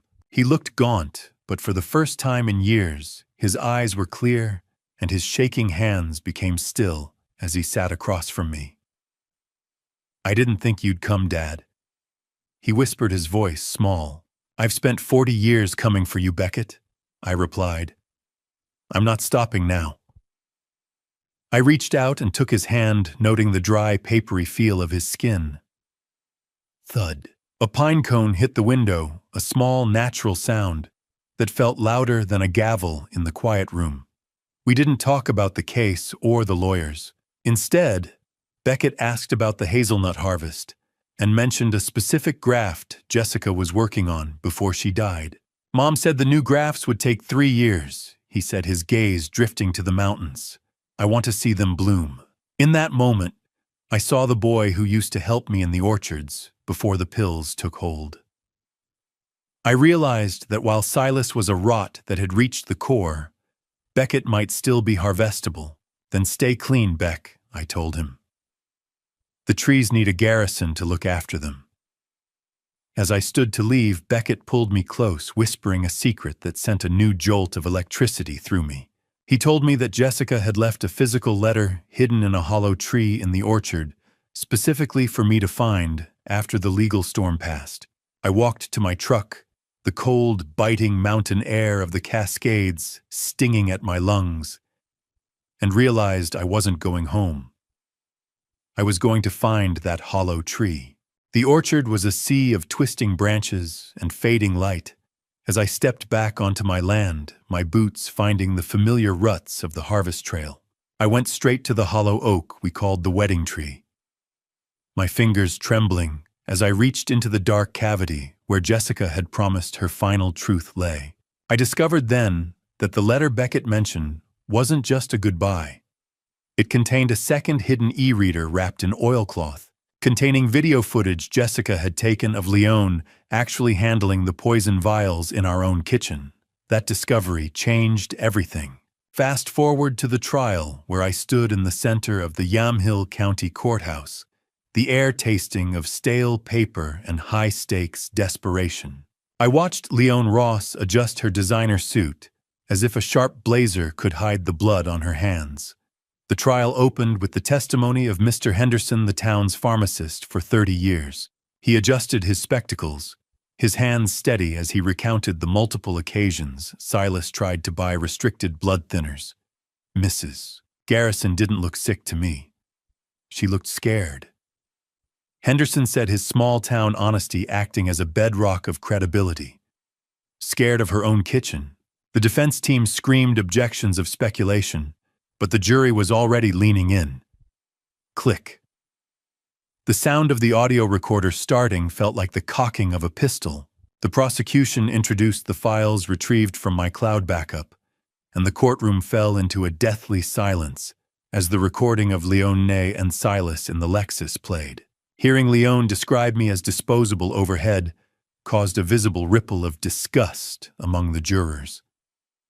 Silas sat with his head bowed, a broken man who had already traded his soul for a plea bargain. It's just business. Silas Leon's voice echoed through the high-fidelity speakers vibrating the very floorboards beneath my feet. The land doesn't care who signs the deed. Leon's attorney tried to have the recording struck, but the judge's face was like granite.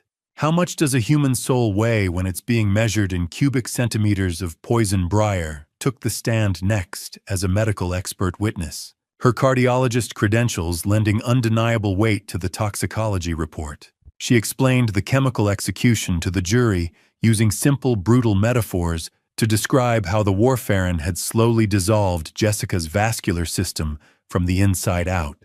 My mother didn't have a stroke. Breyer said, her professional mask finally dropping to reveal a daughter's absolute loathing as she looked directly at Leon. She was drowned in her own blood. During the testimony, Silas's lawyer produced a final shocking twist, a document showing Leon had attempted to take out a secret life insurance policy on Silas as well, suggesting my son was to be her next target. The revelation turned the two conspirators into rabid animals. Leon's cool exterior finally shattered. She stood up screaming at Silas in front of the judge, her sharp, rhythmic tapping of her pen replaced by clawing fingers. I wasn't watching her anymore. I was watching the door as the bailiff brought in the final surprise witness. The courtroom doors creaked open, and the silence that followed was heavier than the evidence we had already presented. The courtroom doors creaked open, and the silence that followed was heavier than the evidence we had already presented. I watched the color drain from Leon's face as the man she thought she had silenced, Arthur Vance, A man who looked like he'd spent his entire life in a windowless server room walked toward the witness stand. He adjusted his tie with a trembling hand as he stepped into the light, carrying a folder full of her digital footprints. Arthur had been the IT director for her firm until he was fired for discrepancies, but he hadn't left empty-handed. He revealed to the court that he had archived Leone's encrypted communications, refusing to be her digital janitor any longer. He presented clear logs of Leone coordinating the purchase of the herbal supplements and her direct cold-blooded negotiations with the energy company. I felt a surge of heat as he revealed that Leone had even begun the paperwork to declare Silas incompetent too, intending to take every cent of the fracking profits for herself. The evidence was so damning that Leone's counsel insisted she take the stand, a desperate gamble to humanize a predator. Silence. You could hear a pin drop, or perhaps the sound of a woman's soul finally hitting the floor as she took the oath. Leone's voice was dripping with condescension from the moment she began to speak. She characterized my family as a collection of liabilities and argued that her actions were a form of necessary stewardship for land being wasted by an old man and a drug addict. Her refusal to acknowledge Jessica's death as anything more than an unfortunate timing issue sent a literal chill through the gallery. The smell of her expensive cloying perfume hit the front row like a warning. "Some people are architects of progress," she said, her voice vibrating with an arrogant shrillness, "and some are just obstacles." I sat gripped by a cold horror as she looked at the jury, clearly believing her own logic of superiority. Under cross-examination, the prosecutor asked if my wife was merely an obstacle to her commission. Leone lost her cool, her eyes flashing under the glare of the courtroom lights. She snapped that the weak deserved to be managed, justifying the poisoning as a mercy. She claimed the biological decline was already happening, and she had simply expedited a messy process. Her words were like dry ice burning cold, leaving nothing but scars and a faint chemical mist in the air. The jury stared in horrified silence, an audible gasp rippling through the room as she smiled. "I didn't kill her. I freed the land from her stagnation," she shrieked, her cool exterior finally shattered beyond repair. Leone then revealed she had hidden offshore accounts that the state hadn't found yet, taunting the court that money was the only true witness. No further questions. The prosecutor said, his voice a calm contrast to her mania. "Let the record show the defendant's own words." The judge slammed the gavel down to quiet the erupting gallery, the sharp, rhythmic crack echoing like a final judgment. Leone just looked at me and winked, a gesture so vile it made the victory feel like a fresh wound. I felt nauseated, but I didn't look away. I had watched her seal her own fate in a room full of people who finally saw the monster Jessica had died to expose. The wood of the courtroom bench felt like a church pew during a funeral, hard and unforgiving, as I watched the 12 strangers who held my family's final judgment file back into the box. I sat between Briar and Alaric, the air thick with the smell of floor wax and stale air. My daughter reached over her hand, trembling as she squeezed mine. "Whatever happens, Dad, we did it for her," she whispered. I looked ahead, my face a mask of stoic resignation. "It's not in our hands anymore, Briar," I replied. "It's in the truths." I looked across at Silas, who was shaking so violently that his water glass rattled against the defense table like a rhythmic warning. Just before the judge entered, my son tried to fire his lawyer in a last-ditch, pathetic effort to delay the proceedings, revealing the absolute desperation of a man who knew the earth was about to swallow him. The bailiff called for order, and the electric hum of the room seemed to intensify. Leone remained as still as a marble statue, her cold, unblinking stare fixed on the seal of the state of Oregon, as if she could negotiate with the wall itself. The judge asked the foreperson if a verdict had been reached. Click. The judge's gavel hit the block, a sound like a bone snapping in a quiet room, and the verdict for Silas was read first. Guilty of first-degree murder, guilty of conspiracy, and guilty of financial fraud. Silas let out a high-pitched, keening wail, that echoed off the high ceilings, collapsing into his chair as if his bones had turned to water. "No," he screamed, the wet sound of his sobbing filling the hallway. "I just wanted the money. I didn't mean to kill her." Then came Leone's verdict, identical in its finality. She didn't flinch, but I saw her jaw tighten just a fraction. The judge ordered the immediate remand of the defendants into state custody pending sentencing. I watched the sharp, metallic sound of handcuffs being tightened around their wrists, a sound that carried more weight than any ledger. Their guilt was a thick, cloying fog that finally lifted, leaving only the wreckage of my life visible in the sun. As the bailiffs began to lead them away, Leone finally turned her head toward me. "You think you've won, Thane?" She hissed, her voice a poisonous needle. "You're still an old man alone in the dirt." She leaned in as she passed, whispering that she'd already filed for bankruptcy to ensure my family would spend years fighting for the fracking rights in probate court. It was a final parting bite from a dying snake. I watched Silas being led out, his face buried in his hands, while Leone walked with her chin tilted up, refusing to admit defeat, even as the steel doors waited for her. I felt a sudden sharp clarity. The legal battle was won, but the house I was returning to was still empty. I walked out of the courthouse into the fading light, the orange glow of the sunset hitting the steps and casting long, jagged shadows. I reached my truck, my keys heavy in my pocket, but I didn't get in. Arthur Vance was waiting by the door with a man I didn't recognize, a man holding a federal badge that caught the last of the sun. The federal agent didn't look like a man interested in small-town justice. He looked like a man interested in the millions of dollars currently moving through Leone's offshore accounts. I stood on the courthouse steps, the federal agent's shadow stretching long across the pavement, realizing that while the state had taken my family's killers, the government was coming for their money.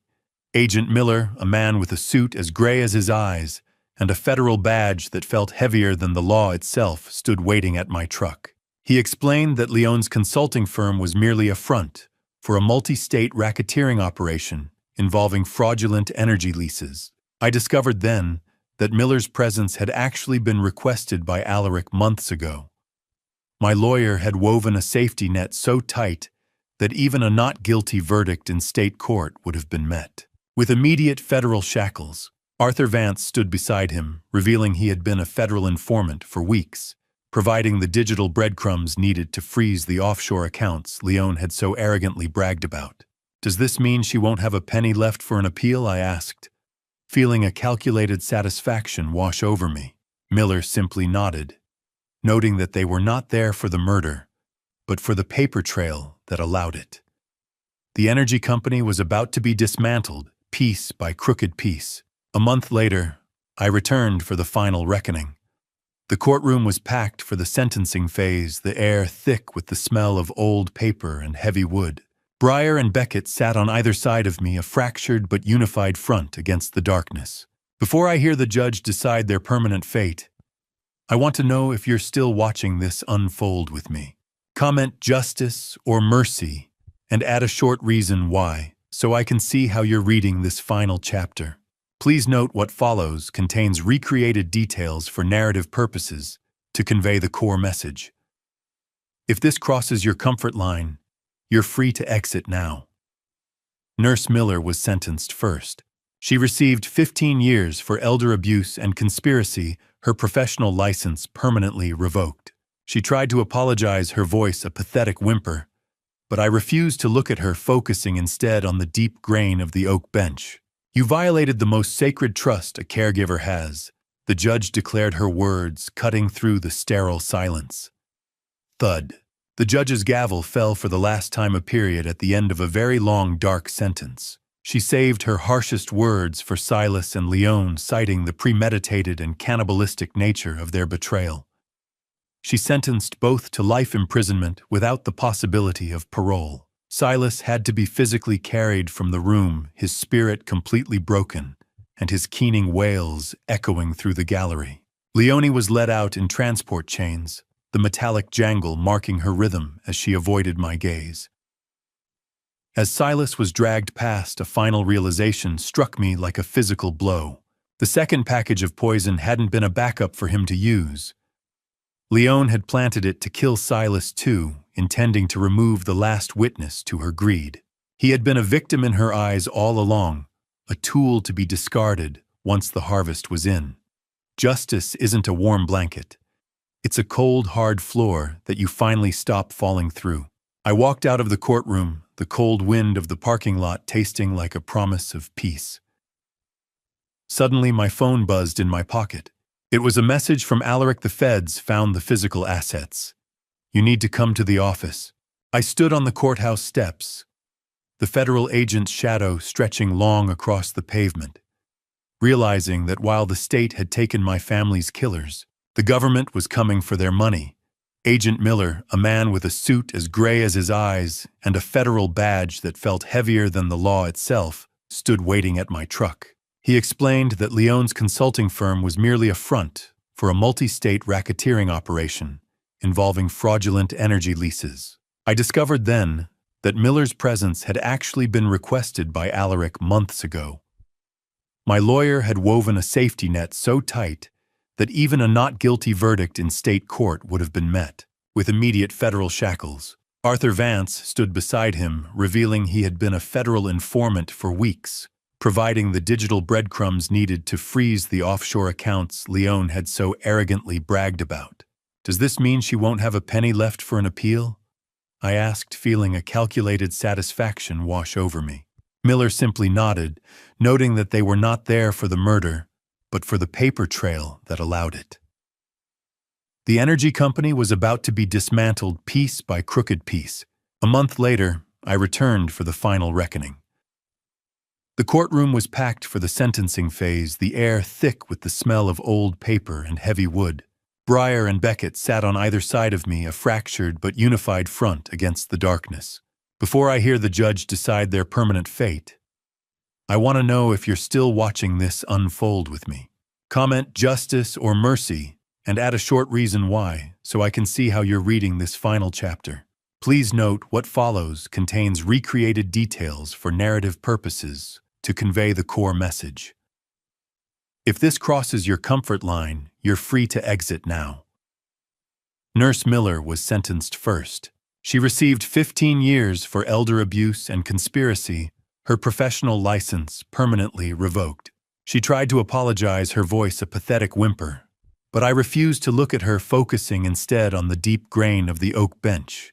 You violated the most sacred trust a caregiver has, the judge declared, her words cutting through the sterile silence.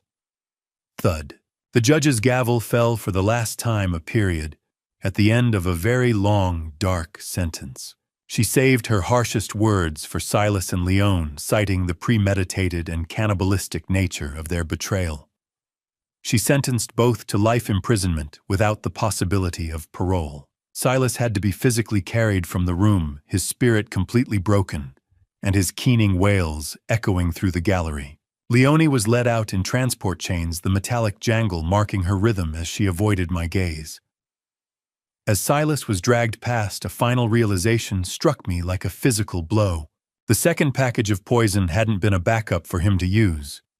Leone had planted it to kill Silas too, intending to remove the last witness to her greed. He had been a victim in her eyes all along, a tool to be discarded once the harvest was in. Justice isn't a warm blanket. It's a cold, hard floor that you finally stop falling through. I walked out of the courtroom, the cold wind of the parking lot tasting like a promise of peace. Suddenly, my phone buzzed in my pocket. It was a message from Alaric. The feds found the physical assets. You need to come to the office. The end was not a closing door, but an opening of the earth. The shovel sliced through the damp, dark earth with a rhythmic thud, a sound that felt less like digging a hole and more like preparing a foundation for the century ahead. Under a clear morning sky, I watched as Breyer and Beckett worked together to position the first hazelnut sapling. The cool, metallic touch of the shovel handle was a grounding weight against the warmth of the sun on my neck. The tension of the trial had been replaced by a quiet, focused cooperation, as if the physical act of planting was finally healing the rot Silas left behind. I realized that the 150 legacy trees we planned aren't just a crop. They are a living barrier against the corporate interests that tried to swallow the valley. I discovered that Jessica had set a digital dead man switch on the e-reader that would have sent all the files to the FBI automatically if the device hadn't been accessed by a specific date. She had planned for every failure, including my own potential silence. Steady Beck Breyer said, her voice soft but firm. Keep the roots spread wide. Mom always said they need to breathe. Beckett nodded, his eyes clearer than I had seen them in a decade. I've got it, he replied. This one is for the north corner. It will be the tallest of the lot. As the first tree was secured, we took a moment to breathe in the scent of rich, damp humus and budding hazelnut trees. Breyer discussed her plans for the new clinic, while Beckett mentioned his progress in his stewardship program. The orchard was no longer a crime scene. It was a cathedral of wood and light, where the only judgment was the coming of the rain. The conservancy papers were finalized yesterday, Dad Breyer said, wiping a smudge of dirt from her forehead. No one will ever drill here. Good, I replied, leaning on my spade. Let the only things coming out of this ground be hazelnuts and memories. The rhythmic sound of the wind in the orchard clearing felt like the land itself was sighing in relief. I returned to the house to fetch water for the kids, but I found myself drawn to the e-reader sitting on the porch table. The blue glow of the screen caught my eye in the shade as I went to check a planting diagram. Chime. The digital notification sounded like a bell ringing from the bottom of a well. It was a hidden file programmed to unlock only after the official conclusion date of the trial. The title was simply For Thane, the final note. My hand trembled as I touched the glass, realizing that Jessica had one last thing to say that wasn't about the crime or the vultures. I thought the recordings were done. I thought I knew all your secrets, Jess. The final file revealed that she knew about my own secret health struggle, the heart condition I had hidden from her to spare her worry, and she had been recording messages specifically to guide me through my own recovery after she was gone. I pressed play, and as Jessica's voice filled the porch, her tone wasn't sharp with accusation or heavy with grief. It was as light as the wind in the trees, and she said the one thing I never expected to hear. The first word out of her mouth wasn't my name, but a promise she'd made 40 years ago. Jessica's voice didn't ask for justice. She asked me to remember that even the most scarred land can yield a sweet harvest if you're patient enough to let the rot burn away. As I sat on the porch, the recording revealed a digital trust Jessica had been building for years, hidden behind layers of code that Silas could never touch, specifically designed to fund Beckett's recovery and long-term care. It was the final move in her game, protecting the pawn she knew was most vulnerable. A year has passed since that morning on the porch, and the Garrison farm is thriving under its new conservancy status. It is autumn in Oregon, a season of golden, long-shadowed light, and the intoxicating smell of roasted hazelnuts. I stand in the main orchard, with Beckett watching the steady mechanical hum of the harvest equipment as it moves between the rows. Beckett is sober and steady-handed now, his movements purposeful as he oversees the largest harvest in our family's history. These trees are heavy with nuts that Silas once dismissed as worthless dirt. Look at the weight on these branches, Dad Beckett says, a grin breaking across his weathered face. Mom was right about the new graft. She usually was, Beck, I reply, leaning against the rough bark of a sturdy oak. It just took the rest of us a while to catch up. The rhythmic thrum of the harvester replaces the high-tension silence that once haunted these groves, signaling a return to the natural order of the valley. Whoosh! The fire caught the first envelope, a flash of orange that tasted like freedom. I returned to the house later that afternoon to find a stack of unopened envelopes from the Oregon State Penitentiary, all from Silas. For a year, he has sent a weekly barrage of apologies, justifications, and desperate requests for money to fund a new legal appeal. I carry them to the backyard, the weight of the paper feeling like a burden I am no longer required to carry for a son who still refuses to take true accountability. He's still trying to sell me a version of the truth I've already buried. Some seeds are just too rotten to ever take root again. I drop the stack of letters into a rusted burn barrel, the warmth of the metal comforting against the chilly evening air. I watch the flames lick at the desperate, familiar handwriting. The smoke was a thin gray ghost dancing over the orchard, the only spirit left that didn't belong to the land. I stand there until only white ash remains, feeling the last of the vulture's grip release my heart. The crisp, papery sound of the burning letters is the only eulogy Silas deserves. "Rest in peace, Jessica," I whisper as the sun dips below the horizon. The house is quiet now. Let the wind take the rest. I caught a glimpse of the last letter in the pile before it turned to carbon. Silas had started a consulting business inside the prison, proving that the wolf within him hasn't changed at all. I turned away from the embers, but as I reached the porch, I saw a familiar silhouette standing by the front gate. Not a predator this time, but a visitor I had waited a lifetime to welcome properly. The gate creaked, a sound I had once feared when it heralded the arrival of predators, but now it sounded like a greeting from an old friend. I didn't need to check the security feed anymore. I knew the slow and steady arrival of Alaric Benedict's heavy sedan. It brought the weight of the law to my land one last time, but this time, it was for the right reasons. As the car came to a halt, Alaric stepped out, but he wasn't alone. He was accompanied by a woman from the state archives. They had come to officially record Jessica's hybrid tree as a historical agricultural landmark, ensuring her brilliance was etched into the state's heritage. We walked together toward the center of the newly protected 50 acres, the gold-tinted light of an Oregon autumn filtering through the leaves. At the boundary of the conservancy, we gathered around a granite boulder. Beckett and Breyer helped me pull back the canvas to unveil a modest bronze plaque. I ran my fingers over the cool, smooth surface, reading the words, "The Jessica Garrison Memorial Conservancy." Alaric read the official charter aloud, his voice steady, as he navigated the legal language that forbade any mineral or gas extraction in perpetuity. "She always wanted the orchard to be a sanctuary," Thane Alaric said, looking out over the rows. "Now it's permanent." The law finally caught up to the land, and the greed that almost claimed this soil has been buried for good. We moved deeper into the heart of the orchard, where the final hole remained. Tree number 150, a hybrid Jessica had spent years perfecting, sat in its burlap wrap.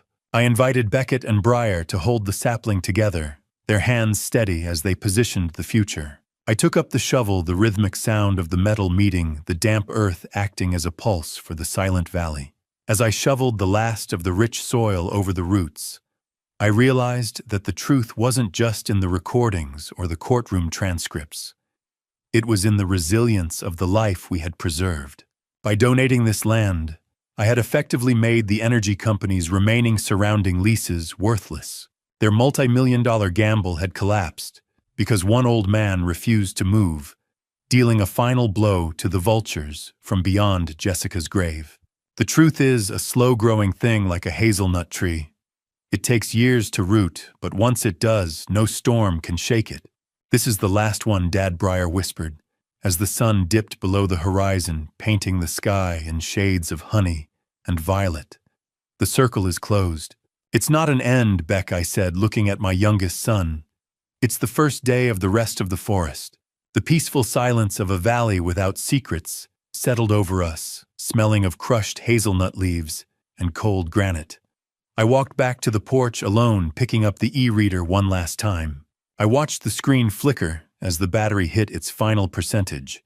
It displayed the last image Jessica ever took, a photo of me from behind, looking toward the horizon with a simple caption, "I knew you'd find me, Thane."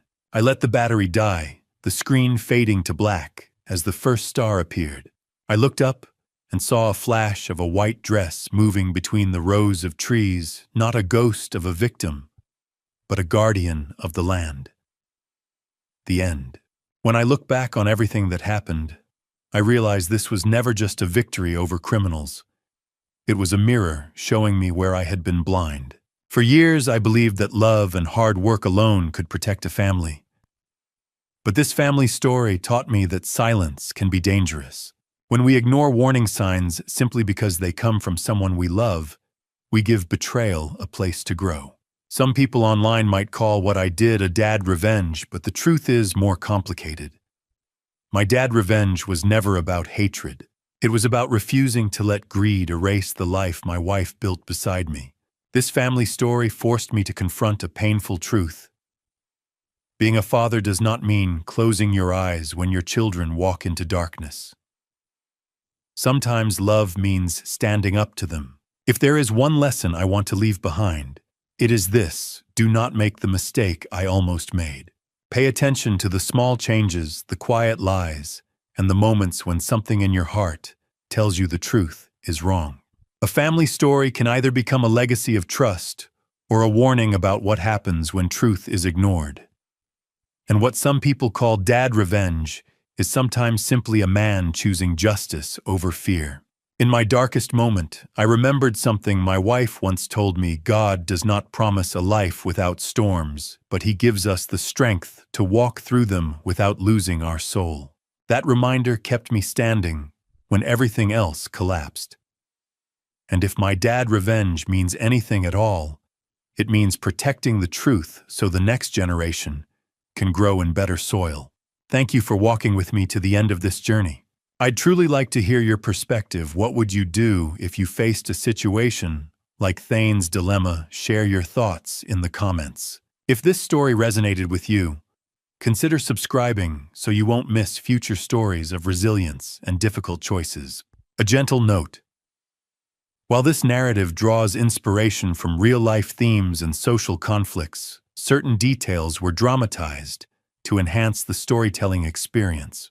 If this type of content isn't your preference, feel free to explore other videos on the channel that may suit you better.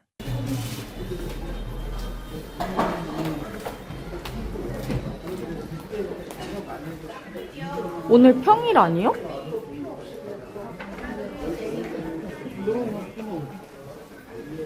애기 옷 개 예쁘다.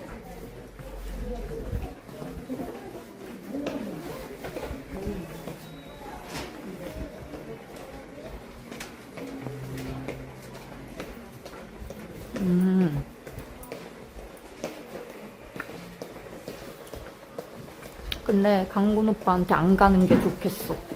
왜냐면 주년인데 자기 혼자 썰방 해야지.